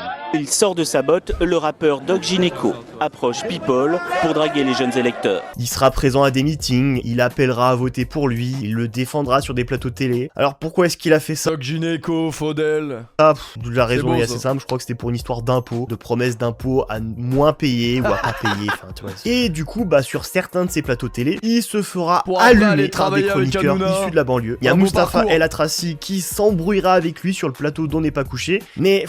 C'était pas le même Mustapha El Atrassi qu'aujourd'hui, tu vois, il était beaucoup plus jeune, moins expérimenté. Et être humoriste sur un plateau télé, c'est compliqué, tu vois, c'est pas l'exercice où tu vas être le plus à l'aise. T'es un comique, tu racontes des bêtises. Tu vois, c'est parce que je suis pas t'es un petit clown. C'est parce que je... Continue. Mais quand tu nous fais rire, c'est pas volontaire, c'est ça le problème. Vas-y, monsieur le clown. Allez, vas-y, fais le clown, on y va. Maintenant, tu refais la même scène avec le Mustapha El Atrassi de 2026. Oh, c'est long. Quand elle a commencé, j'avais pas de barbe. C'est moins long d'aller au Rwanda directement et de vivre l'expérience toi-même que Halima qui te la raconte. Mais du coup, bah ça sera Thomas Njijol qui le vannera de manière efficace en prime time devant toute la France sur le plateau du Grand Journal. Et bon, aujourd'hui, je suis pas content, Bruno. T'es un rappeur de droite. Ça n'existe pas, Bruno. Il y a des rappeurs qui prennent des droites, mais pas de rappeurs de droite. C'est vrai. Qu'est-ce qui s'est passé, Bruno? T'es passé du ministère amer au ministère de l'Intérieur. Alors, non, Bruno, je te fais quand même des bisous, hein, au nom de tous les clowns de banlieue, comme tu nous appelles si bien. On te souhaite une longue vie dans ta vie de mec de droite. Et puis bon... Franchement, je pense que c'est à toi d'aller voir le docteur en ce moment. Doc Gynéco était déjà depuis pas mal d'années en chute libre au niveau des ventes et de la qualité de sa musique. Vraiment, il existait à cette époque-là uniquement avec des pubs à la télé, avec Virgin Mobile. Virgin Mobile. Détendu du mobile. Wouh! Virgin Mobile. Vous savez que moi, mon opérateur à Dubaï, c'est Virgin Mobile. Ça existe encore. En France, c'est fait bien raser par Free depuis longtemps. Gynéco sera ensuite insulté, blacklisté, mis au placard du rap français pour ce soutien à la candidature de Nicolas Sarkozy, qui sera vécu comme une trahison par le rap français. Je hais Sarko, donc il a une... sa mère. Paraît qu'il y a un nouveau membre dans le ministère à mer. Tout est possible ici, pas Doc Gynéco, RSA. C'est ceux qui te la barre, je pisse. Doc Gynéco et ses complices. Ceux qui te la barre, je pisse. Doc Gynéco et ses complices. Y'a pas de Faudel, pas de Johnny, pas de Docteur Gynéco. Le même discours depuis le départ, on nique tous la mère à Nico. Et il y a aussi Faudel qui va soutenir la candidature de Sarkozy. Et putain, Faudel, décevant. qui se fera allumer. Et la différence avec Gynéco, c'est que Gynéco, lui, il avait fait le classique première consultation, et aussi, bah, c'est quand même un sacré personnage du rap français. On s'en prenait à lui, mais quand même, vas-y, le mec, il est juste complètement cramé au niveau du cerveau. Avec Faudel, c'est tout l'inverse. Le rap français, c'est acharné sur lui. Vraiment, c'est aucune pitié. Ils ont retrouvé de l'ADN présidentiel au fond du cul de Faudel. J'envoie des Hadoken ainsi que la mayonnaise, la chatte à Marjolaine et l'anus à Faudel. Serrer la main à Sarkozy, mais comment ça, c'est pas mon modèle. Sympathiser avec l'ethnie, nique sa mère, je suis pas Faudel. Au bled, j'ai vu Faudel se faire insulter par les douaniers. Et c'est comme si j'avais trahi. Qu'est-ce que tu fais là, quoi? C'est ce que t'as fait. Vous avez payé cher, vous avez été agressé. Après, j'avais la loi des séries. J'ai divorcé. Il est con quoi. J'ai payé très très cher. Ouais. Mais l'histoire entre Sarkozy et Doc Gynéco ne se résume pas qu'à ce soutien pour les élections de 2007. Et alors, pour ceux qui le savent pas et qui avaient pas l'info là que je vais vous donner, je vous envie tellement là, je vous envie tellement. Nicolas Sarkozy a plusieurs fils. Et dans le lot, Pierre Sarkozy, plus connu sous le nom de Mosey, est passionné de musique, principalement de rap. Alors non, du coup, non, déçu, je vais être déçu, non, il a pas tenté de devenir rappeur, mais tenté de devenir beatmaker. C'était quoi vraiment le pourcentage de chance que le fils du mec le plus détesté du rap français soit beatmaker? Franchement, c'était quoi la stat? Fallait que ça tombe sur lui. Et du coup, avec Doc Gynéco, il y a eu une histoire de projet en commun. Avec deux... Ah ouais, Doc Gynéco, il veut pas s'arrêter, genre. Dans Doc Gynéco qui fait une sorte de morceau diss track sur Ségolène Royal. Wesh. Ouais, ça fait beaucoup, là, je sais, ça... Sois pas des magos, on est tous égaux. Avec ta robe blanche, un attrape-nigo. Travailler plus à gogo, gagner plus le bingo go. T'as fait science. C'est vraiment nul. Merci Smogogo pour le recep. Au fond de toi, ça te fout la haine. Qu'un mec de droite te fasse jouir. Puceau, moi, sérieusement? Pierre Sarkozy placera pas beaucoup dans le rap français, étonnamment, je sais. Alors au début, il est un peu arrivé en sous-marin, incognito, sans dire qui était son père. Logique, hein, c'est vrai. Ah, laissez la fille à Sarko, elle est mineure déjà et elle a rien à voir en vrai, c'est une gamine, elle peut pas savoir. Vraiment logique, son nom de famille était éliminatoire pour le rap français. C'est comme ça qu'il arrivera à placer une prod pour le rappeur Poison vers 2004, rappeur underground du 78, et le pire c'est que ce sera le premier morceau qu'il enregistrera de sa carrière, sur une prod de Pierre Sarkozy. Ouais, il y a des gens, la vie est plus dure. Alors quand il l'apprendra, il sera fortement énervé. Logique. Et voilà, je l'ai su il y a pas très longtemps, par des gens, par la télé, tout ça, et là j'ai pété un câble. Après bien sûr, notre ami Pierrot là n'est pas responsable des actions de son père. Personne, aucun enfant n'est responsable des crimes de son père. Mais bon, vu tout ce que dit son père à la télé, c'est un peu logique que le rap français, il voit ton nom de famille, il te déteste automatiquement. Ils vont pas t'accueillir à bras ouverts. Hein. Et Poison, apparemment c'est pas du tout un gars rancunier, puisque juste après derrière, il restera en contact avec lui et il dira même que c'est devenu un ami. Voilà, peu de rappeurs peuvent se vanter d'avoir été amis avec un Sarkozy. Il y a lui et Doc Gynéco, je crois, voilà, c'est tout. Ça remonte à 6 ans, 5-6 ans, et voilà, aujourd'hui ils en parlent parce que voilà, c'est resté un ami. Et Poison ensuite ironisera sur toute cette histoire dans un morceau. Mon album, produit par les lycées, lol. Ça est un poison d'avril toute l'année, j'en rigole. Après aussi, il faut dire, un Poison aura pas une carrière musicale très marquante, Poison, je connais pas, moi. Inexistante. Mais on se souviendra de lui principalement pour cette histoire avec le fils à Sarkozy. Et c'est dur, sur Internet. Vraiment c'est dur on se souvient de toi que pour ça. Autant qu'on m'oublie. D'ailleurs, une fois que ça s'est su que le fils à Sarkozy faisait des prods, était beatmaker, le nom de Mosey a été blacklisté. Personne ne voulait travailler avec lui. Sarko, je connais ton fils. Il est fasciné par mon ghetto. Il a même acheté mon titre. Ça me rendra pas plus politique si je kick sur les beats de Pierre Sarkozy. Même le fils de Nicolas Sarkozy kiffe trop ma saloperie. Même Jamel Debbouze, en fait, l'a fait bosser sans savoir qu'il s'agissait de Pierre Sarkozy. Et je pense, juste le simple fait de savoir qu'il existait a dû créer des scènes de paranoïa chez certains rappeurs avec leurs beatmakers. Parce qu'en plus, c'est un métier de l'ombre, donc vous connaissez pas trop le visage des beatmakers. Il y a dû avoir des scènes de paranoïa chez certains rappeurs à vérifier 5 fois que le beatmaker là, c'est pas Mosey. Avec peut-être des interrogatoires, vraiment essayer de comparer des photos de Sarkozy et du gars pour être sûr que... non, c'est bon, c'est pas lui. C'est bon, c'est pas... Parce que vraiment, un morceau sort avec une... Mais moi, je sais, c'est qui lui? C'est le... c'est le beatmaker de...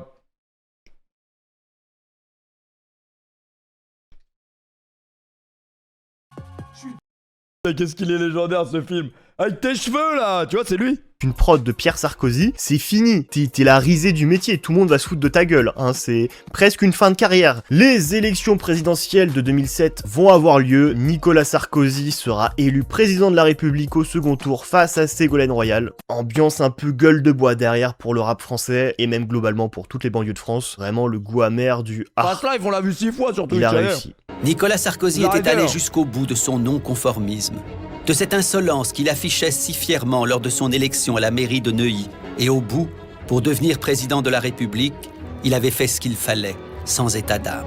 Peu de temps après, D6 sortira un dernier album, This Is The End, qui devait être son dernier album, et il disait dedans en 2009, j'arrête le rap. Parce qu'en plus de l'épisode avec Ekoué, des passages télé compliqués, le fait d'avoir été utilisé pour les élections de 2007, d'être rejeté par une partie du rap français, bah des connaissances à lui, des potes de potes, tenteront de le faire chanter, de lui extorquer de l'argent, persuadés qu'il était millionnaire, en tout cas extrêmement riche. Ils iront jusqu'à l'attendre en bas de la maternité après la naissance de sa fille, et pour lui cet épisode c'est vraiment la goutte de trop. À bientôt 30 ans, c'est bon, j'arrête le rap, je m'éloigne de tout ça, c'est fini. L'infirmière monte dans la chambre, me dit quelqu'un vous attend, je me dis c'est pas possible, pas ici, pas maintenant. J'implore Dieu dans l'ascenseur, il m'aide et je m'en sors, je trouve la force de dire stop. Et si je dois être honnête, voilà pourquoi j'arrête. Enfin même, globalement, cette période pour le rap français, elle est morose, mais elle est vraiment hyper déprimante. Plein de rappeurs vont annoncer qu'ils arrêtent le rap, c'est le prime du téléchargement illégal, plus personne vend de CD, les maisons de disques signent plus personne, il doit y avoir 5 rappeurs en France qui mangent bien, le reste galère de fou. Musicalement, la période est compliquée aussi dans ce que ça propose, niveau prod, niveau inspiration. Mais à l'époque, ça pétait pas, c'était ridicule, les basses et tout. Vous voyez, quand je vous parle depuis le début de la chaîne des prods gadgets, bah là, on était en plein dedans. Point. Même Booba et Rof, qui à l'époque étaient les 2 rappeurs numéro 1 du rap français qui se battaient pour la couronne, sortiront leur album qui se vendra le moins bien et qui sera le moins bien reçu auprès du public. Je suis sorti dans une semaine un peu complexe, parce que voilà, il y a eu des histoires de chute de neige, d'expansion, tu vois. Et tout ça sous le règne de Nicolas Ier, dit le Petit, et vraiment, hein, la période 2007-2012 qui correspond au mandat de Sarkozy, c'est vraiment une des périodes les plus compliquées pour le rap français. C'est même, je pense, la période la plus compliquée de l'histoire du rap français. Le gars a maudit cette musique. Toujours écrit, fait gris, on a tous maigri sous le régime de Sarkozy. Et j'inventerai en plus, hein. Sarkozy est plus président à partir du 15 mai 2012, Caris sort Z de Héros le 28 mai, moins de 2 semaines après. C'est-à-dire, à la seconde où Sarkozy est parti, le rap français a reboot. Bon là j'avais un peu avancé dans l'histoire, on revient en arrière, Sarkozy élu président de la République, et du coup son mandat pendant 5 ans, ça va être lui qui appliquera une politique pénale plus dure, il va y avoir un renforcement de la police, de la vidéosurveillance, discours plus ferme sur l'islam, moins d'accent sur la prévention sociale, plus sur la répression, en gros on parle moins, et on tape plus. Une politique de droite basique, bas du front. Il confond les causes et les conséquences, personne ne devient dealer par vocation. Ça caille en bas du pas de ficelle, l'hiver, les temps qui dites à la juge qu'on l'a fait pour survivre. Y'a que le diable qui me laisse des pourboires. Tiens la putain de ta mère. Ademo me manque chaque jour que Dieu fait. Alors, ironie de la chose, Nicolas traînera pendant son mandat une image de président bling bling. Lunettes de soleil, Rolex, goût du luxe prononcé. Là où avant le terme était principalement utilisé par les médias mainstream pour parler des rappeurs et souvent de manière péjorative. Les cling cling ou les gling gling. Bling bling. Ici, il est utilisé pour un président de la République. Et qui traînera ensuite plein de casseroles judiciaires. L'homme politique le plus détesté du rap français sera celui avec le comportement qui se rapproche le plus du gangsta rap. Ah, Nicolas quand même, hein, sacré Kaira. Notre président et sa collection bling bling qui grossit à vue d'œil. Il avait déjà les chaînes en or, les grosses montres, l'alliance et pas mal le stylo qui brille. Demande au président roumain et hop, un truc bling bling de plus dans la poche. L'incorrigible Nicolas Sarkozy s'embarquera avec Cécilia et Louis sur un yacht, le Paloma, propriété de l'homme d'affaires Vincent Bolloré. Le bateau se loue 193 000 € la semaine. Et en plus, bah sa nouvelle meuf, ce sera une personnalité publique, Carla Bruni, une chanteuse et ancien mannequin. Leur relation sera officialisée en se faisant filmer à Disneyland Paris, enfin... J'ai envie de dire encore un truc de rappeur, et du coup, bah le fait que Carla Bruni sera la meuf à Sarkozy fera qu'elle sera souvent citée dans le rap français. Tiens, en parlant d'avenir, que va devenir Sarkozy si je me décidais à faire un feat avec Carla Bruni? Oh, c'est une plaisanterie. Jack et Marie-Jeanne sont comme Nico et Carla, ça va ensemble. Regarde les matchs en présidentiel avec Carla Bruni. Carla, René, Joda, Grata, Sarkozy. Car la Bruni jouait de la guitare. On a acheté les nôtres et on tire sur eux. Mieux vaut être le dernier à Monte Carlo que le dernier à Monte Carlo. Et il y a plein d'autres personnes qui gravitaient autour de Sarkozy et qui seront citées dans le rap français, en grande partie parce qu'ils gravitaient autour de Sarkozy. Il y aura Brice Hortefeux, ministre de l'immigration, puis ministre de l'Intérieur sous Sarkozy. À mes yeux, là, on est clairement face à un apôtre du diable. Le ministre de l'Intérieur, Brice Hortefeux, à gauche, avec un jeune militant auvergnat d'origine kabyle. Dès qu'il y en a un, ça va, c'est quand il y en a beaucoup qui les problèmes. Je suis l'immigré qui fait gémir la France dans l'oreille de Brice Hortefeux. Désolé, je lisais un autre truc. Ah ouais, quand il y en a beaucoup qui a des problèmes. Il y en a beaucoup qui les problèmes. Je suis l'immigré qui fait gémir la France dans l'oreille de Brice Hortefeux. Je pourrais aussi parler de DSK ou Hortefeux. Dans leur soirée sadomaso, ils font toutes sortes de jeux. Si tu me suis, écrit sur les forums, Hortefeux cherche des boucs émissaires et tous les chemins mènent au Rhum. Claude Guéant, qui sera aussi ministre de l'Intérieur et ministre de l'Immigration sous Sarkozy. Bon alors ça, c'est encore une fois, c'est le jeu des chaises musicales, des remaniements ministériels. Et Claude aura aussi son quota de punchline sur sa tête, comme Brice Hortefeux, pour la même raison, des déclarations dans les médias qui ne passeront pas pour le rap français. Pour nous, toutes les civilisations ne se valent pas. Nous devons protéger notre civilisation. Mes chromes démangent, nos gosses dérangent, on encule Claude Guéant. Maintenant il me faut des gants, il y aura du sang, je m'en fous que les gosses déhanchent. T'aimes les noirs comme Claude Guéant, dans ton lit pas pour un job. Un coup d'épée dans l'océan. C'est vrai que j'ai découvert Hugo TSR en 2026. Je sais, je suis un peu en retard. Mais ça a tourné là dans mes playlists de sons à l'ancienne. J'ai des propos gênants, je donne 100 billets à celui à l'argent, peut-être à Claude Guéant. Nadine Morano, qui a juste je suis passé à côté, les gars. été ministre délégué de l'apprentissage et de la formation professionnelle. Comme ça, tu te dirais, aucune raison pour que le rap français l'enchaîne. Eh bien, Nadine aura beaucoup de sorties politiques clivantes sur les banlieues, l'immigration. Et c'est elle aussi qui avait remonté le début de polémique de Sniper à Sarkozy. Donc elle va prendre sa part, hein, comme tout le monde. Nous sommes un pays judéo-chrétien, de race blanche. Et si la France m'a jamais dit je t'aime, c'est qu'elle doit être frigide comme Nadine Morano ou bien Marine Le Pen. C'est rien, je les enchante comme Merlin. Je trouve la schneck de Nadine Morano avec l'essence de Guerlain. Apprendre le respect des anciens, les idées sombres entre Marine et Nadine, des idées blondes. C'est pas pour vous, poussez-vous, vous êtes trop mignons. Je vais leur passer le cul comme Nadine Morano. Sarkozy jouera aussi son lot de quotas avec des gens issus de l'immigration pour ses ministères, secrétaires d'État, pour contrebalancer l'image du politique qui tape sur les banlieues. Et puis c'était aussi pour dire, vous avez vu, eux, c'est les bons noirs et arabes. Eux, ils sont bien intégrés. C'est pas comme tous ces sauvages en banlieue là, ils vendent de la drogue. Et du coup, bossera avec lui Ramayad, Fadela Amara. Fais pas ta Rachida. Rachida Dati. Cette année, je vais tout baiser sur la charte à Ramayad. Les petits arrachent les vieilles comme Epic Ravaya.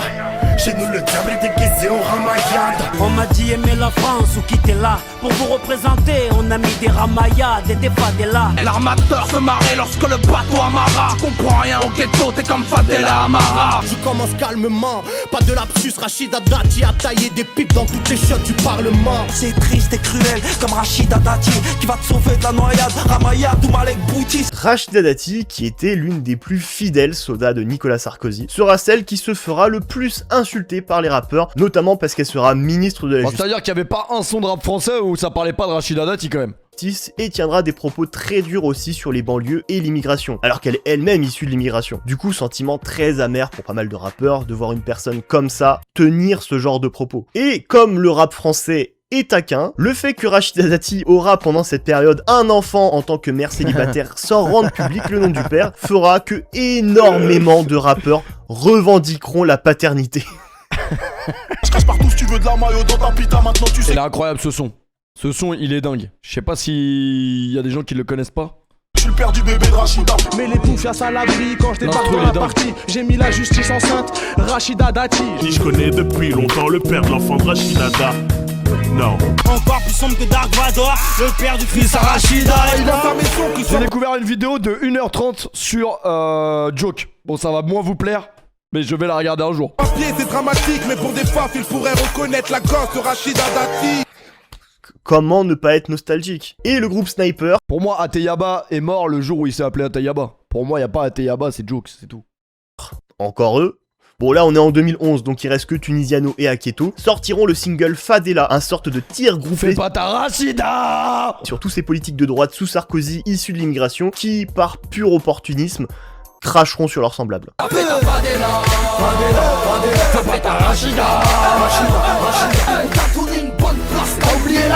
Et c'est ça qui est beau avec ce genre de morceau. Tu sens qu'ils y ont mis tout drôle, leur ce cœur. son. Le goût du Même travail le clip, bien il est fait. drôle. De la présidentielle en ce 6 mai 2012. Merci les contours de Sadio Mané pour le resub. Cet instru est légendaire, c'est joke d'ailleurs. Hollande qui est élu président de la République avec 51,9% des voix. Nicolas Sarkozy en 2012 Putain, échouera avez à des se bonnes faire refs. réélire Pour ça, je face vous à aime bien. François Hollande. Son bilan politique, la crise de 2008, l'image hautaine et méprisante qu'il traînait marquera la rupture avec beaucoup de Français et jouera dans sa défaite. Comment peuvent-ils nommer comme chef d'État Sarkozy? Les marins pêcheurs l'ont traité d'enculé. À partir de là, il aura plus de rôle en politique, il tentera un comeback pour 2017, mais échouera à être choisi comme candidat par son parti. Avez-vous, oui ou non, reçu de l'argent Quelle indignité. liquide de Libye pour financer votre campagne de 2007? Et du coup, étant de moins en moins présent publiquement et politiquement, il sera de moins en moins cité par le rap français. Une page s'est tournée sur le rap français, mais il sera quand même de temps en temps un peu cité. Ah, c'est... Vous en reprendrez bien encore un petit peu. J'étais cramé comme les talonnettes de Sarkozy. Je suis armé avec la mitraillette de Tony. Aussi Kairac Sarkozy, mafieux comme Mitterrand. Mon fils il a grandi, il fait la taille de Sarkozy. Mon amour pour cette terre n'est pas plus grand que Sarkozy. Dans la mer à Sarko, dans la mer à Netanyahou. Prétentieux comme Nicolas, grosse haleine, pas de ricola. Pas de collage, pas de collal dans le cola. Ça devient rouge comme les keufs à l'époque de Nicolas. Alors François Hollande, lui, sera peu cité par le rap français, mais quand même un peu, parce qu'il représentait le pouvoir, le président en place, et parce qu'il était fortement populaire à la fin de son mandat. La bitch fait sa Françoise Hollande, je lui dis de partir mais elle en redemande. La seule casserole qu'il aura pendant son mandat, c'est une histoire de tromperie, où il rendait visite à sa maîtresse en scooter et tout. Putain, historique ça, il s'est fait cramer comme un con. Et du coup, ça a fait des blagues là-dessus, mais il y a juste Booba qui va s'en prendre à lui parce que les impôts sont trop chers. Donc vraiment, c'est tout l'inverse de Sarkozy. Trop cher, François Mitterrand. Mais sous Hollande, c'est plus Manuel Valls qui recevra pas mal de balles du rap français, notamment parce qu'il sera vu comme un Sarkozy de Wish, une pâle copie, faussement de gauche, attitude Oh, c'est une sacrée grosse merde ce mec. méprisante et ultra opportuniste. Il a été ministre de l'Intérieur, puis Premier ministre. Bref, le rap français le détestera aussi. Sarkozy souffre quand Spic valse comme une poupée vaudou. Je suis l'ennemi de Valls, je suis l'ennemi de Macron. Ma veste n'est pas réversible, je ne suis pas Manuel Valls. Je veux pas que mes enfants grandissent là où y a un tas de dealers. Je tire comme Val qu'il meurt, Manuel Valls qu'il meurt. Et pour ce qui est de Nicolas Sarkozy, son actualité dans les années qui suivront, ce sera les affaires judiciaires. Ou l'affaire Paul Bismuth. C'est la fameuse affaire Big Malion, la fameuse affaire Kadhafi, c'est la fameuse affaire libyenne. Sarkozy est cité dans plusieurs autres affaires. Il est l'objet d'une enquête préliminaire du parquet national financier. Là, on rentre dans la complexité du système judiciaire français, cumulé en plus à toutes ces affaires, ce qui fait que monsieur et madame tout le monde qui est pas trop habitué à ce genre de vocabulaire juridique est un peu perdu. Ce qui lui profite parce que derrière il va dire, vous avez vu, on comprend rien, on s'attaque à moi, c'est de l'acharnement judiciaire, et ce qui fait que ma grand-mère de 85 ans qui passe trop de temps devant BFM TV le croit. Oh, vous vous rendez compte, un ancien président de la République, tout ce qu'on lui fait subir. Je vous pardonnerai jamais ce que vous avez fait à ma grand-mère. Mamie Madeleine, tu seras vengée. Je me battrai jusqu'à mon dernier souffle pour prouver ma complète innocence. Mais voilà, 20 ans après l'épisode du Karcher, après on va vous débarrasser de toutes ces racailles, après la mort de Zied Ebouna, les émeutes en banlieue, l'ennemi numéro 1 du rap français ira en prison. Pour la première fois, à l'issue d'un procès de 3 mois, un Il est vraiment resté 15 jours en prison. C'est quand même une dinguerie. ancien chef de l'État a été condamné à de la prison ferme. Et le jour de son incarcération... En fait, c'était quoi le message? C'était juste histoire de dire ouais, on l'a enfermé, mais au final, en vrai, fallait pas l'enfermer, c'était pour faire ça. Donc quelqu'un avec une enceinte diffusera la fouine du ferme pendant que Nicolas marchera vers la prison de la santé. C'est le genre d'action qui te font dire que ce pays n'est pas encore finito.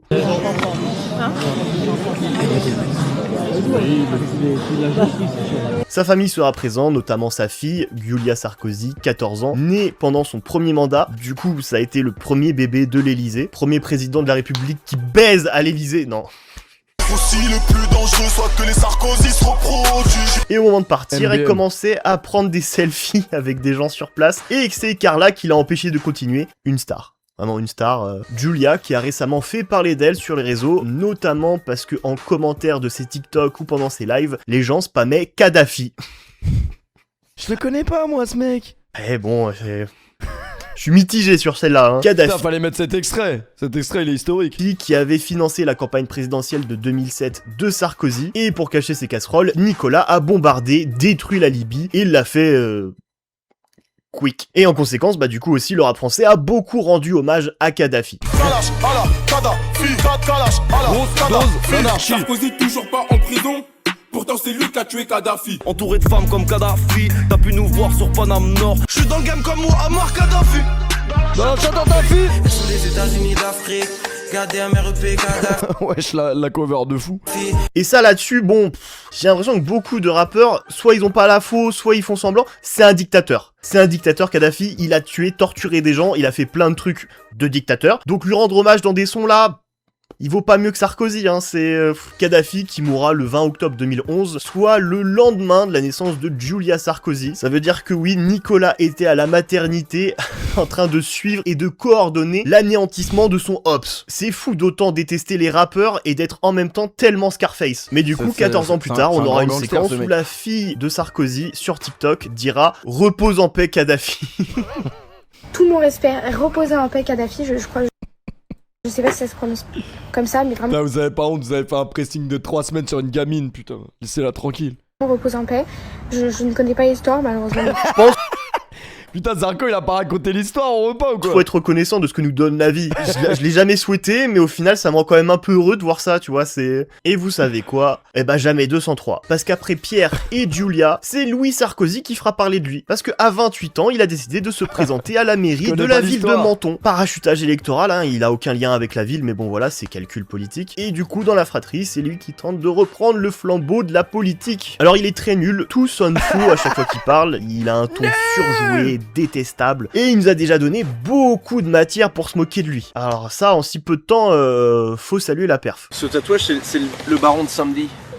J'avais 16 ans, ma mère a fondu en larmes, et mon père l'a vu et m'a dit crétin. Marc Aurèle, c'est quelque chose qui est si incroyable que c'est à peine croyable. J'ai goûté une mangue en Colombie.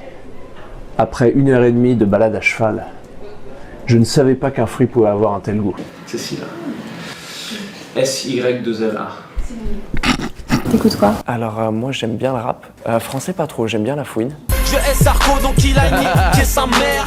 Louis Sarkozy qui a été aussi en bif, en embrouille avec l'ex de Rof, Maëva, il y a 10 ans. Je sais que tu regardes mes snaps, Louis Sarkozy boob, parce que la première chose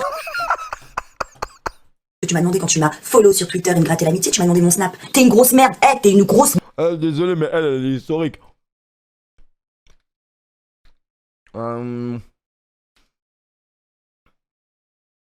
Prof qualifie notre relation de passé. On va pas se regarder les 11 minutes, mais... Et il met « Jamais de la vie, oublie, je t'ai dit, crève ». Ensuite, il met « Nyang », je sais pas pourquoi, je sais pas c'est qui. Il met « Foulek »,« Vitry »,« Padré du rap game »,« Cassos for life ». Et il met « Jamais de la vie, oublie, je t'ai dit, crève ». Ensuite, il met « Nyang », je sais pas pourquoi, je sais pas c'est qui. Non merde, mais elle redit des trucs derrière. Cette vidéo, elle est trop historique. Merde. Voilà, le destin a décidé que Nicolas paierait de ses actions à travers chacun de ses gosses dans un rituel d'humiliation infini. Et toute cette actualité, c'est de l'or en barre pour le rap français. C'est une mine de diamants à ciel ouvert pour taper sur Sarkozy, pour faire des punchlines sur sa tête. Là, ça s'écrit tout seul. Mais au lieu de ça, nous avons le dernier son...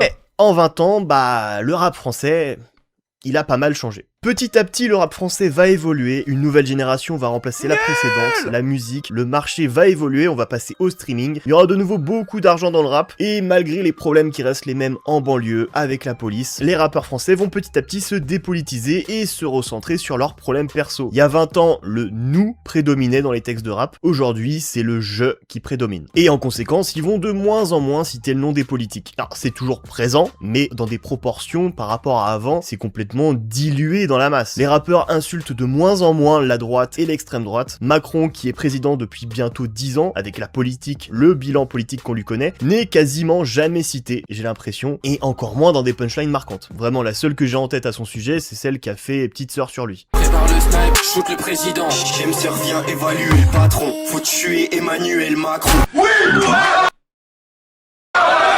Putain, historique, ça, à savoir.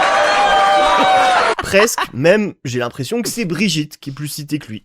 Sous la main Brigitte Macron, elle veut un vrai patron. Et tape sur la drum machine. Ne frappe pas les femmes, mais Brigitte Macron, je la gifle. Pendant ce temps, Brigitte nourrit Manu à la petite cuillère en faisant des bruits d'avion.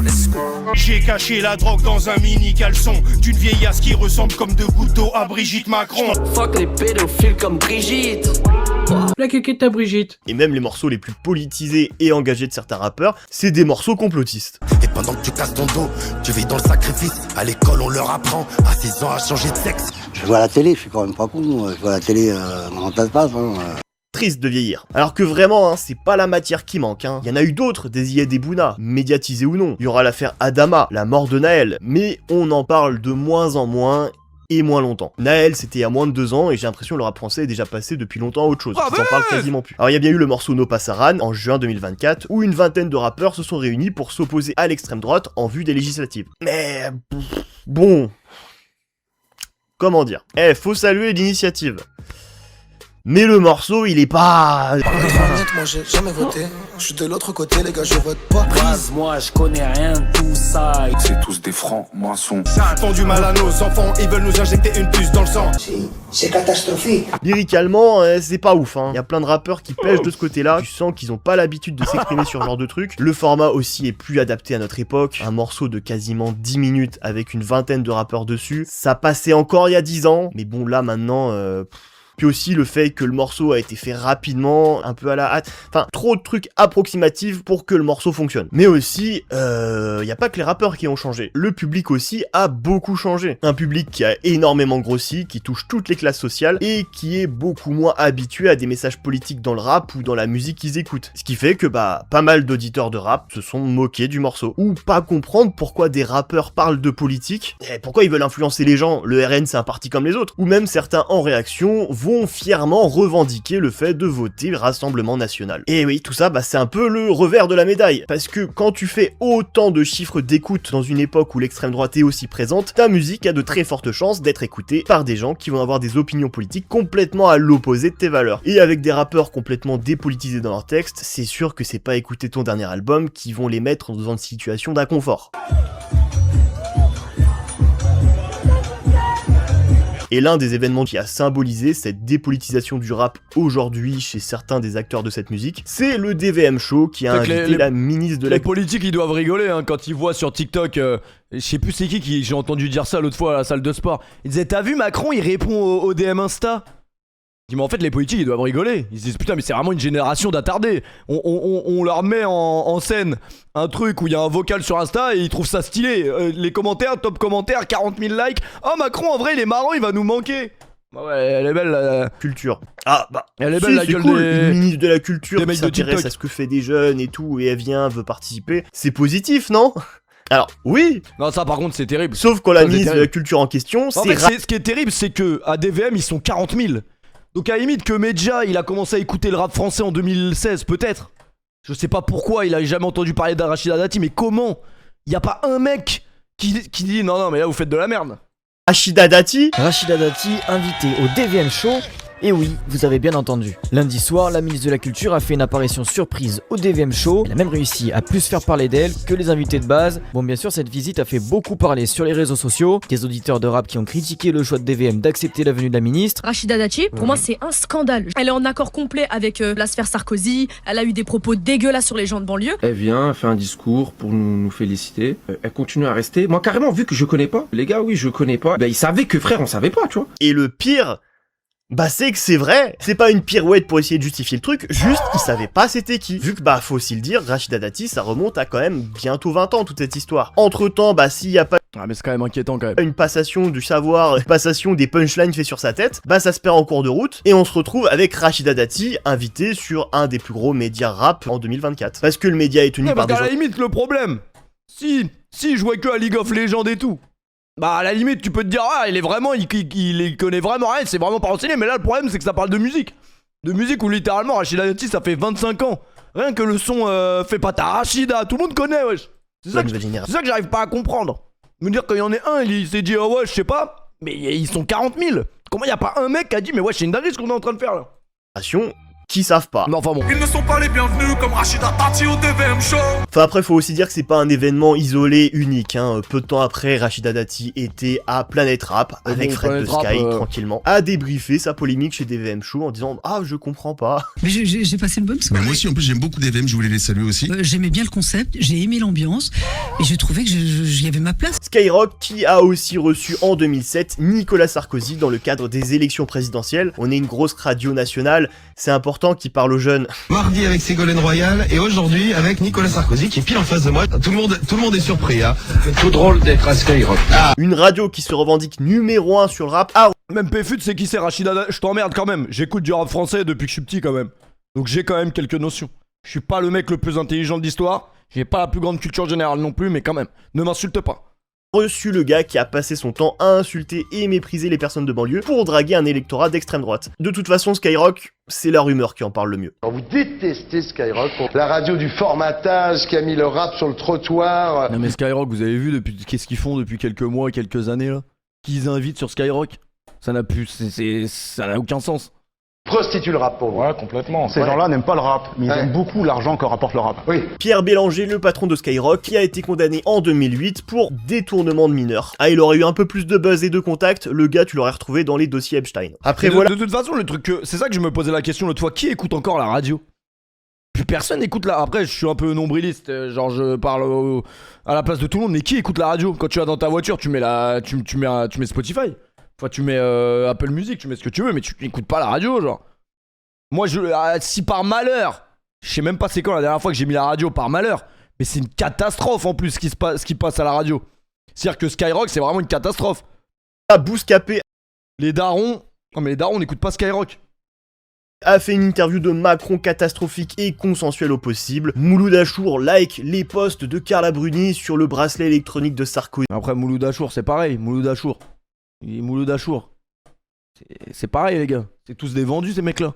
Et l'injustice. Quand je vois des mecs qui font des interviews avec ce mec, c'est pareil. Justice qui vivrait. Quand tu dis je sais pas si le pire c'est que les narcotiques s'introduisent ou si le plus dangereux soit que les sarkozystes se reproduisent. Ah, elle est bien cette punchline. Ouais, mais les sarkozystes n'ont tué personne. Quand tu dis j'ai peur que les sarkozystes se reproduisent, t'insultes quand même la majorité des gens qui ont voté pour lui en 2007. Je m'en fous de ceux qui ont voté pour lui, c'est pas mon problème. De toute façon, même la rumeur pour leur film La Rue des Dames, qui est sorti en 2023, ils ont pris Pierre Sarkozy pour la musique. En connaissance de cause, là, il n'y avait pas l'excuse de ah, je savais pas c'était qui, il avait un pseudo. Non, ils l'ont pris lui. Ils l'ont choisi. Et tu sais, aussi critiquable qu'est DC's sur plein de trucs de sa carrière, j'ai aucun doute sur le fait que lui, il aurait jamais fait ça. Et en plus, le film, il a fait un flop. Apparemment, il est pas ouf du tout. Je sais pas, peut-être le karma. On est en 2026. Dans 1 an et demi aura lieu les élections présidentielles. Jordan Bardella, président du parti d'extrême droite Rassemblement National, est en tête des sondages avec une intention de vote qui oscille au premier tour entre 30 et 35%. Et les rappeurs français d'aujourd'hui sont quand même globalement extrêmement silencieux sur le sujet. Là où leurs aînés des années 2000 l'auraient torpillé lui et sa daronne la raciste dans chacun de leurs singles. C'est Marine la daronne la raciste. Maintenant tout ça, je pense pas que la tendance va s'inverser auprès des rappeurs et qu'il y aurait, je sais pas, un éveil collectif. Non, pour moi tout ça c'est du passé. Ça restera présent bien sûr, mais marginal. Au mieux, on aura des stories de certains rappeurs qui appelleront à voter la veille de l'élection contre l'extrême droite, contre le Rassemblement National. Et c'est déjà pas mal, tu sais. Voilà, alors peut-être que je me contente de peu, mais bon, voilà, mon attente aujourd'hui, elle est tellement basse de ce côté-là avec les rappeurs que bon, bah, s'il y a ça, tant mieux, tu vois. Après, je sais pas si beaucoup le feront, parce que bah, la peur de perdre des abonnés, mais il y en aura. C'est sûr, je pense dans l'eau il y en aura. En tout cas, il était important pour moi de parler de ce sujet, de parler de cette période, encore plus à notre époque, rappeler ce qu'était cette musique, son engagement politique, et je suis pas parti dans mon plus c'était mieux avant. À partir du moment où une musique devient aussi populaire et mainstream, il est inévitable qu'elle se gentrifie. C'est arrivé à d'autres styles de musique avant, ou même à tout autre artiste qui rassemble une très large audience. Petit à petit, je pensais qu'une heure et demie ça allait être trop long, mais j'ai pas vu la vidéo passer en vrai. Il y a trop d'argent en jeu pour avoir une opinion. Et c'est pas Medine qui a fait les pubs au tacos, hein. C'est la rafleuse. Comment boss? À fond du gras? Allez, c'est que par P. Quand au pétrole des orques du pétrin. Pétrin, on peut pas louper le train. Et y a pas de jugement de valeur quand je vous dis ça. Je suis pas là pour faire le moralisateur plein de vertus, tout ça. Face à un chèque à 6 chiffres, je pense qu'on serait beaucoup à s'asseoir sur nos principes. Le vrai problème c'est qu'on est tous contre les gros salaires jusqu'à ce qu'on en ait un. Il est du coup d'autant plus louable de saluer les quelques personnalités ultra mainstream qui prennent position. Même si on peut toujours faire mieux et que certains leur prise de position c'est très léger. Être méchant c'est pas très bien. Oui, bon. Non, et puis c'est pas moi, avec mes 180 000 abonnés, qui parle de rap toute l'année, qui prend beaucoup de risques en faisant ce genre de vidéos. Au global, je pense, je prêche des convertis. Même s'il y aura toujours 2-3 surprises en commentaire, ah c'est ça la beauté de mon métier. Mais en vous disant tout ça, j'essaie juste de faire ma part, et de perpétuer cette tradition du rap français, être du côté des gens qui souffrent, et s'en prendre aux gens. Il a pas mis le son Youssoupha menace de mort, j'ai écouté il y a pas longtemps, il est incroyable ce son. Système qui oppresse. Parce que comme dirait la légende du rap français Calbo qui nous a quitté récemment, qui peut prétendre faire du rap sans prendre position? Et je rajouterais même, qui peut prétendre parler de rap sans prendre position. En 2027, votez. Rien n'est jamais joué à l'avance. Et pour ce qui est de Nicolas... Nous ça a pris du ferme. Chez moi on dit tout Sarkozy. Merci beaucoup à Cyber de Pen d'avoir sponsorisé cette vidéo. Ah putain. Regardez l'histoire d'Ateaba, 1h30. Non, 1h. Regarde, Ateaba c'est quand même le mec qui est en avance sur son temps. Il a sorti un album de fou et il a plus rien sorti pendant 9 ans. C'est une honte. Il nous a laissé en chien. Non franchement la vidéo était bien. Bon ça je laisse ça pour plus tard parce qu'il y a beaucoup de gens qui s'en battent les couilles de Joke. Mais moi j'aime beaucoup Joke.